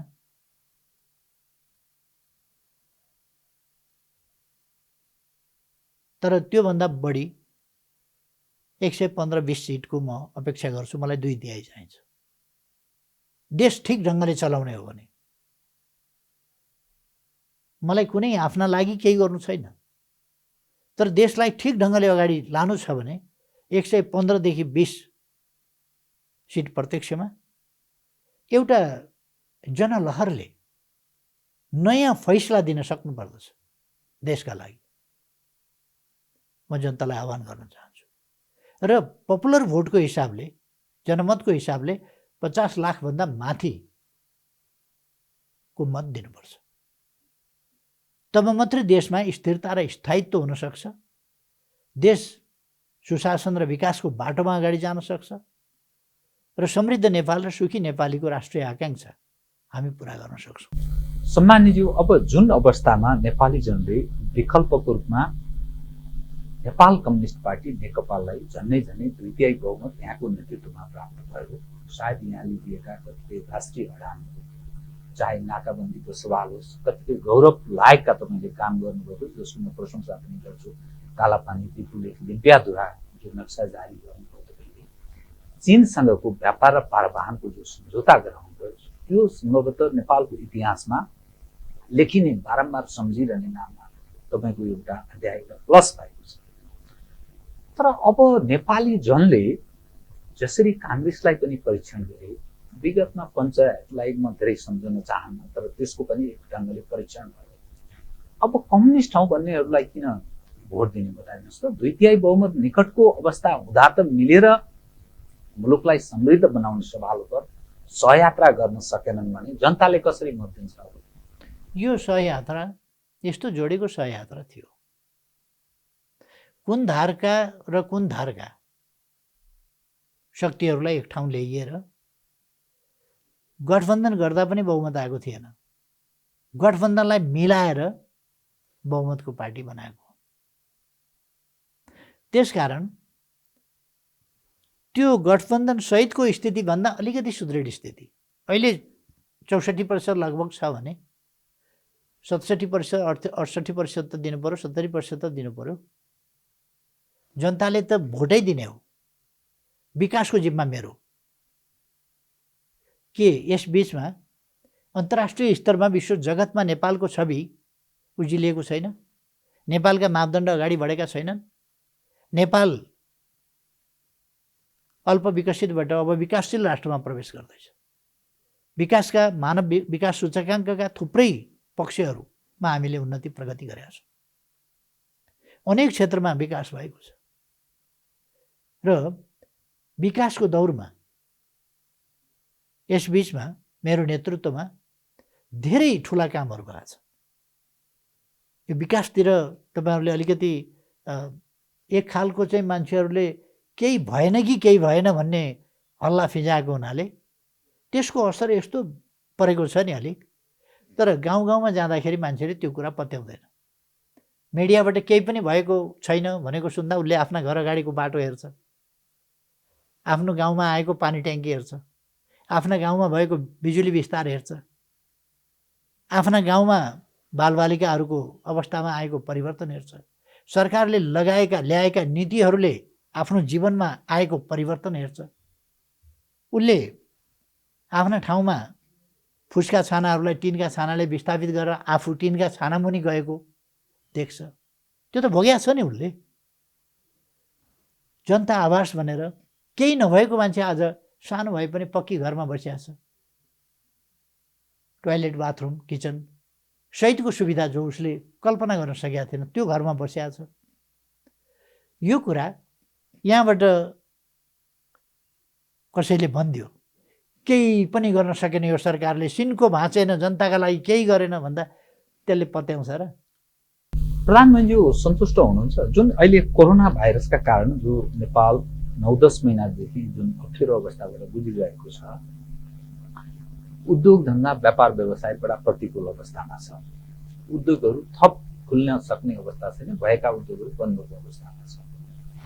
ठुलो संख्याका मानिसहरू नेपाल राष्ट्र बैङ्कको डाटा र कतिपय विदेशबाट फर्केका मानिसहरूको संख्यालाई जोड्न झन्डै 50 लाखको हाराहारीका नेपालीहरू बेरोजगारको या अर्ध बेरोजगारको अवस्थाबाट गुजिरहेका छन्। यसलाई सम्बोधन गर्नलाई बहुत ठुलो चुनौती छ भनेर भनिराखिएको छ।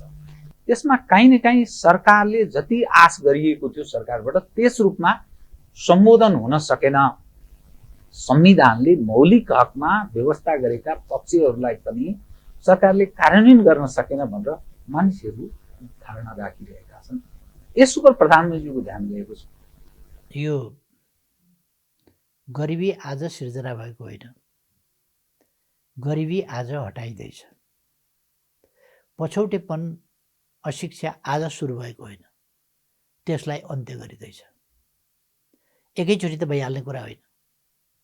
एउटा मान्छेलाई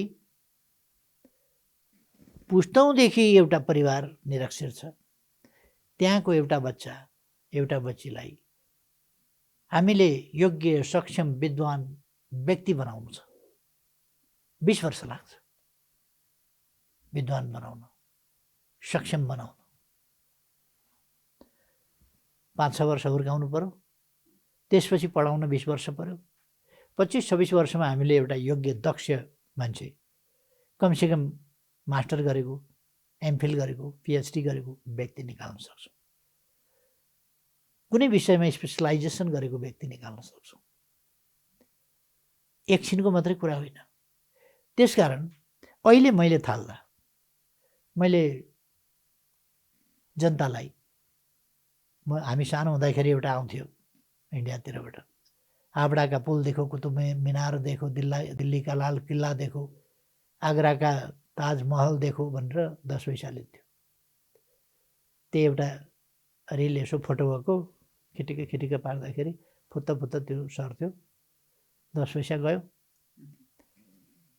मैले कुनै जनताको 10 पैसा फुत्काउन हावडा का पुल देखो, कुतुब मीनार देखो, दिल्ली का ताजमहल देखो, के अरे आगरा का ताजमहल देखो, दिल्ली का लाल किल्ला देखो भनेर गर्नु छैन। मैले कुनै नकली औषधिको व्यापार पनि गर्नु छैन। खुट्टा मर्केको, घुँडा सड्केको, पेट दुखेको, टाउको दुखेको, पिनास परेको, कान दुखेको, दाँत दुखेको, गिजा दुखेको सबैलाई निको पार्छ भनेर सिसीमा अलिकति कागतीको झोल चुहाएर रङ परिवर्तन यसरी चट्टै सफा, यो कुनै चटक मैले गरेर नकली औषधिको व्यापार गर्नु छैन। मैले देश बनाउनु छ। देश बनाउन सङ्कल्पित मान्छे म हुँ र त्यसअनुसार मैले काम गरिरहेको छु र परिणामहरू देखिएका छन्। 92% घरमा वैकल्पिक ऊर्जा समेत गरेर हामीले बिजुली पुर्याइसकेका छौँ। 98% साक्षरताका लागि विद्यालय भर्ना भएका छन् बालबालिका, त्योभन्दा बढी 99% पुगिसकेका छ। ड्रप आउट एकदमै कम छ, विद्यालय छोड्नेहरू। बालबालिकाको भर्ना प्रतिशतमा अब बालिका पछाडि छैन, बालिका अगाडि छ। यी सबै कुरा आजका लागि मात्रै होइन, भोलिका लागि हेरेर आज कति विद्वान बनाइहालिस् त भन्दा एकै दिनमा मैले डाक्टर उत्पादन गर्न सक्दिनँ, एकै दिनमा मैले इन्जिनियर उत्पादन गर्न सक्दिनँ, एकै दिनमा मैले कृषि विज्ञ, वन विज्ञ, म्यानेजमेन्ट विज्ञ उत्पादन गरिहाल्न सक्दिनँ। त्यसका लागि समय लाग्छ क्रमशः। त्यस दिशामा हामीले के प्रगति गरेका छौँ अहिलेको अवस्थामा हेर्नुपर्छ त्यसलाई। त्यसर्थ मैले सही अर्थमा देशको विकास गर्न लागेको छु र मलाई आफ्ना कामहरूप्रति सन्तोष छ। यति प्रतिकूल अवस्थामा अनेक प्रकारका शक्तिहरूको अहिले पनि जुर्मराएको देख्नुभएको छ, किनभने अघि नै मैले भने यो लोकतन्त्र नयाँ छ। लोकतन्त्र नयाँ भएको हुनाले, लोकतन्त्र नयाँ भएको हुनाले निप इन द बर्ड, अङ्कुरमै, टुसामै, कलिलैमै, कोपिलामै चुड्न सकिन्छ कि भनेर कतिपय शक्तिहरू लागेका छन्। कतिपय फरक उद्देश्यले लागेका होलान्, कतिपय सञ्चालित परिचालित होलान्, विभिन्न होलान्। यो किनभने बढी सुस्थिर भइसक्यो है भन्ने मान्छेले अलिकति बुझ्न सकेका छैनन्। एक ढङ्गले जनतामा सचेतनता आइसकेका छ र लोकतन्त्र सुदृढ छ, यो कुरा अलिक बुझेका छैनन्। 7वटा प्रदेशमा प्रदेश सरकार छ, यता राष्ट्रिय सभा छ, स्थायी पार्लियामेन्ट, स्थानीय तहमा स्थानीय सरकारहरू छन्, क्रियाशील छन्, पोलिटिकल पार्टीहरू क्रियाशील छन् र यहाँ लोकतान्त्रिक प्रणाली छ, यहाँ संविधान छ, यहाँ राज्यका संयन्त्रहरू सबै क्रियाशील छन् आफ्ना आफ्ना ठाउँमा। तसर्थ यो रिक्तताको स्थिति होइन। हिजो रिक्तताका स्थितिहरूमा र अन्यत्रै कतैबाट सञ्चालित हुँदा का अनुभवहरूले मान्छेलाई तर्साउँछ। ती विगतका अनुभवहरू जुन छन्, रिक्तताको स्थिति जस्ता कुराहरू वा अरू प्रकारका कुराहरू हावी भएको अवस्था, जनता सचेत र सङ्गठित हुन नपाएको नसकेको अवस्था, ती अवस्थामा भएका दुर्घटनाहरू, तिनीहरूका अनुभवले ती सपनाहरू, ती दुःस्वप्नाहरू भएर प्रकट हुँदाखेरि मान्छेलाई तर्साउँछ। तर आज वास्तवमा तर्सिनुपर्ने बेला होइन। त्यसकारण हामी अगाडि बढ्छौँ। विकासको मामलामा म सन्तुष्ट छु।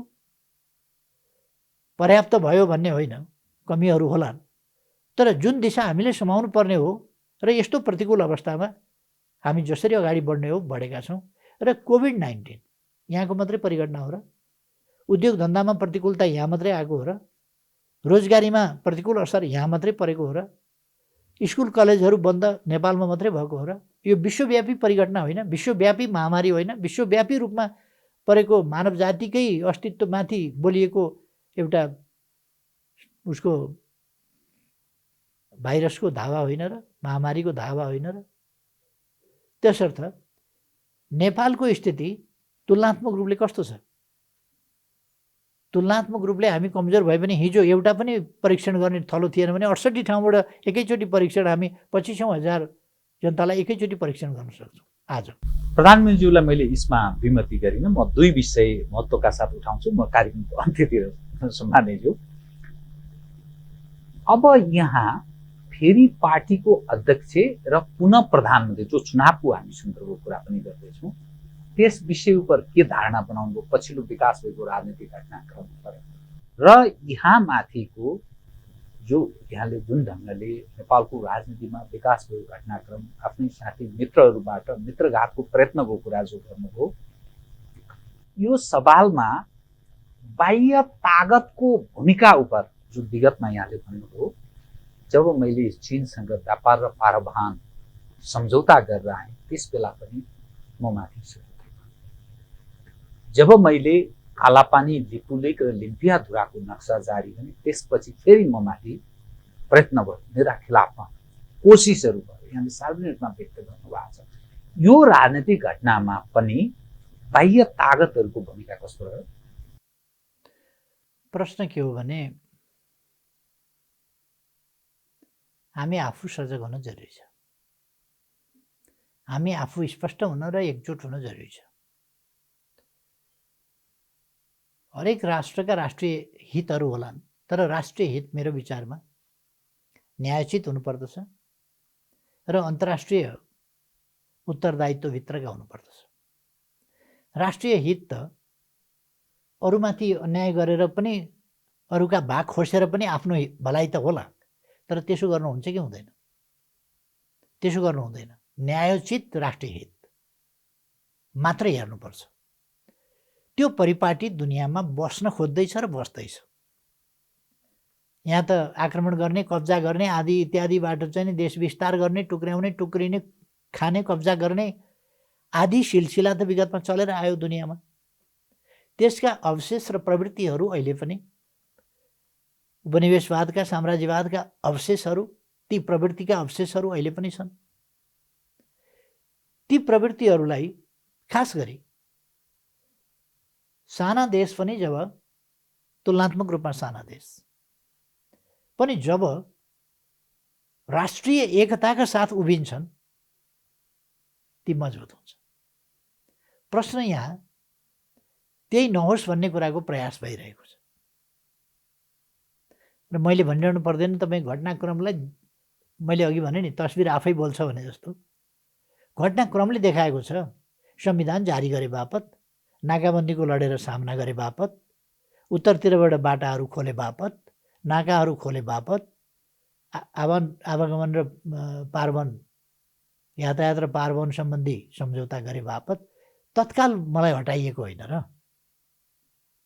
हटाउने मित्रहरू फरक फरक पार्टीमा भए पनि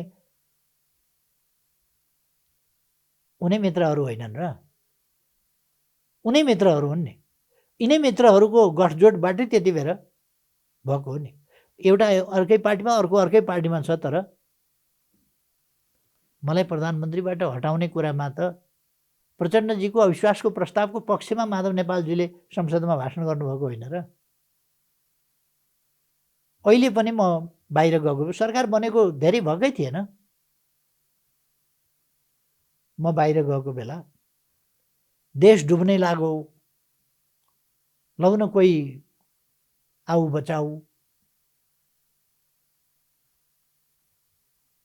डुङ्गा डुब्नै लाग्यो, कोही त पार लगाइदेऊ माझी दाई, उहाँले गीत गाउनु भएको होइन संसदमा, बिरहका गीत बिलाउन। कस्तो परिस्थितिमा गाउनुभयो? जति बेला अन्तर्राष्ट्रिय प्रभाव प्रतिष्ठा, अन्तर्राष्ट्रिय मञ्चमा हाम्रो कुरा सुनिन थालेको छ, हाम्रो पहिचान बढेको छ, प्रतिष्ठा बढेको छ, त्यति बेला। अर्को एकदम गति लिएको कति बेर हो भन्ने कुरा त उहाँलाई थाहा छ। नक्सा छापियो, संविधान संशोधन भयो, अनि उत्पात भएन, यहाँ उखार माउलो भएन, थामी नसक्नु, खपि नसक्नु भएन। यो जग जाहेर छ नि। मैले धेरै दोहोऱ्याइरहनु पर्ला जस्तै लाग्दैन मलाई। अनि पार्टीको जो आगामी महाधिवेशन पनि गर्नु पर्ला, फेरि जो निर्वाचन भयो, मैले वैशाख 17 र 27 को म कुरा गरिरहेको छु, 78 वैशाख 17 र 27 को तत्पश्चातको प्रधानमन्त्री हुने सवाल उपर यहाँको पूर्वधारणा यथावत कि म पुनः परीक्षा दिन भन्ने विषय यथावत कि पुनर्विचारको अवस्थामा यहाँ पदार्पण? होइन, म पुनर्विचारको अवस्थामा होइन। म नेतृत्वको निरन्तरता भनेको एउटै व्यक्ति भइरहने होइन कि खोलो निरन्तर बगिरहन्छ नि। निरन्तर बगिरहँदा तपाईँले एकपल्ट एक ठाउँमा पानी छुनुहोस्, फेरि अर्कोपल्ट हात निकालेर पानी छुँदाखेरि त्यो पानी चाहिँ अघि छोएको पानी तल पुगिसकेको हुन्छ, तपाईँले छोएको अर्कै हो, निरन्तर नदी बगिरहेको हुन्छ। देश, राजनीतिक दल, संस्थाहरू यस्तै हो। त्यो गतिशील हुनुपर्छ, परिवर्तन भइरहनुपर्छ। कामै गर्न नपाउने गरीको छोटो अवधि पनि होइन। त्यसकारण सरदर कम्तीमा 4 वर्ष जसो राखेको हुन्छ। अमेरिकाले एक टर्मलाई 4 वर्ष राखेको हुन्छ र 2 टर्मभन्दा बढी प्रेसिडेन्ट उठ्न पाउँदैन। त्यो अमेरिकाको सिस्टम। अरू देशहरूमा पनि कतिपय देशमा 1 टर्म 2 टर्मभन्दा बढी बाँचिन्जेल आफै रहने लोकतान्त्रिक मान्छेहरूले त्यो परिकल्पना गर्दैनन्। म पनि गर्दिनँ। यो एउटै मान्छे भाँचिन्जेलसम्म रहिराख्नुपर्छ त्यो परिकल्पना गर्दैन। र म पनि गतिशीलतामा विश्वास गर्छु, परिवर्तनशीलतामा विश्वास गर्छु। नयाँ पिँढी भन्नुहोस्, पुस्ता भन्नुहोस्, जेनेरेसन भन्नुहोस्, नचाहे पनि आखिर लिडरसिप त्यहाँ हस्तान्तरण त हुन्छ देर सबेर। तर भएन भने स्ट्याग्नेसन बढी हुने खतरा हुन्छ, गत्यावरोध त्यो हुनु हुँदैन राजनीतिमा। मेरो मान्यता त्यो हो। अब फेरि तपाईँले यसलाई कुरा ट्विस्ट गरौँ भन्ने ठान्नु होला। कहिले कहिले के हुन्छ भने जस्तो हुँदो रहेछ। मैले यसैपल्टको निर्वाचनमा प्रधानमन्त्री हुने इच्छा गरेको थिइनँ, किनभने म प्रधानमन्त्री एकपल्ट भइसकेका थिएँ। 9 महिना भए पनि प्रधानमन्त्री भएर काम गरेर जनतालाई देखाउने हो, 9 वर्ष भए पनि काम गरेर देखाउने हो, 10 वर्ष भए पनि काम गरेर देखाउने हो। गर्ने मान्छेले छोटो समयमा पनि आफूले कसरी कुन शैलीले काम गर्छ भन्ने देखाएको हुन्छ। अहिले मेरो विरोध र आलोचना मुख्य रूपमा किन भइराखेको छ भन्दा, विपक्षीले किन गर्न पर्यो भने मेरो त प्रशंसा त गर्यो भनेदेखि त उनीहरू त चुनाव जित्दैनन् नि फेरि। त्यस कारण उनीहरूले चुनाव जित्नका लागि पनि मेरो खोइरो खन्नु पर्यो, प्रशंसा गर्नु भएन, विरोध गर्नु पर्यो। राम्रो काम भयो, राम्रो काम गर्यो भनेदेखि तिमी किन भोट माग्न आएको भन्लान्, उसैलाई भोट दिन्छौ भन्लान् भन्ने डर हुन्छ उनीहरूलाई। त्यसकारण गर्नु पर्यो। मैले राम्रो काम नगरेको भए विरोधी पनि चुप लाएर बसे हुन्थ्यो। उसले के गर्यो र भनेर एउटा शब्द जनतामा सोधे पुग्थ्यो। अहिले मसँग त 1000 काम गरेको फ्यारिस्ट त लिएर म जान्छु नि, के गर्यो र भन्ने छैन। त्यस कारण उहाँहरूले भन्ने अनेक कुरा हुन सक्छन्, त्यसको तालुमा कम रहन्छ। त्यो चस्मा नलाइकन त पढ्न पनि सक्दैन, आँखा देख्दैन। त्यसको त कतिपल्ट अपरेसन गरेको छ, 2 पल्ट त किडनी नै फेरेको छ। आलोचना गर्नु पर्ला, उहाँहरूले विभिन्न ढङ्गले आलोचना गर्नु होला। उहाँहरूले कतिपय साँचै कुरा पनि बोल्नु होला। त्यो मान्छे त मर्छ पछि। हाम्रो साथीहरूले धेरैपल्ट भन्नुभएको छ।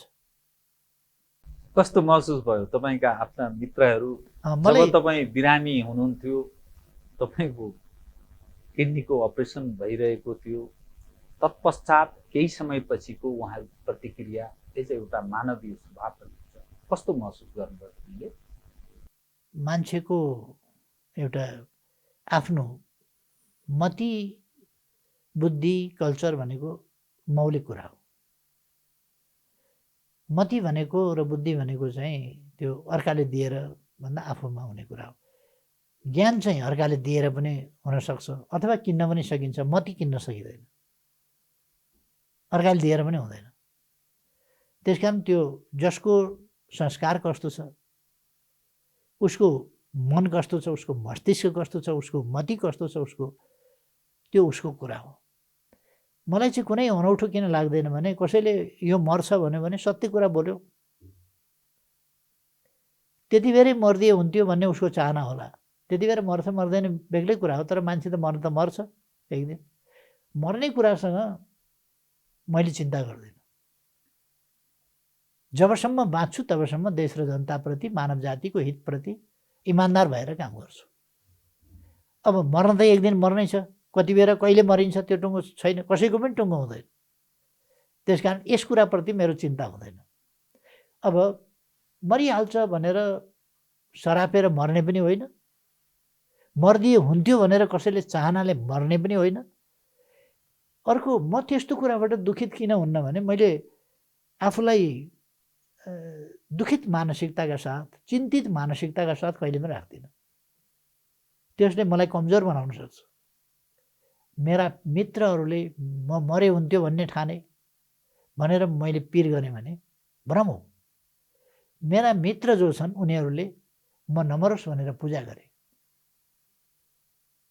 कतिपय ठाउँमा भाकल गरे, प्रार्थना गरे, अनन्त दीप बाले मेरा मित्रहरूले। ती मेरा मित्र हुन्। जसले मरे हुन्थ्यो मरोस् भन्ठाने या मरिहाल्छ भनेर मरेपछिका सपनाहरू बुने, मैले थाहा पाउनुपर्छ ती को हुन्। त्यस कारण त्यसमा चित्त दुखाउनु पर्ने कुनै कारणै छैन।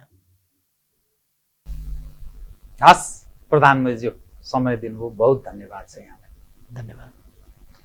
आदरणीय दर्शकवृन्द, उहाँ हुनुहुन्थ्यो प्रधानमन्त्री केपी शर्मा ओली तथा नेपाल कम्युनिस्ट पार्टी नेकपाका अध्यक्ष। समसामयिक विषयलाई केन्द्रमा राखेर गरिएको कुराकानी। म सहित मेरो सम्पूर्ण युनिटलाई कार्यक्रमबाट बिदा दिनुहोस्। नमस्कार।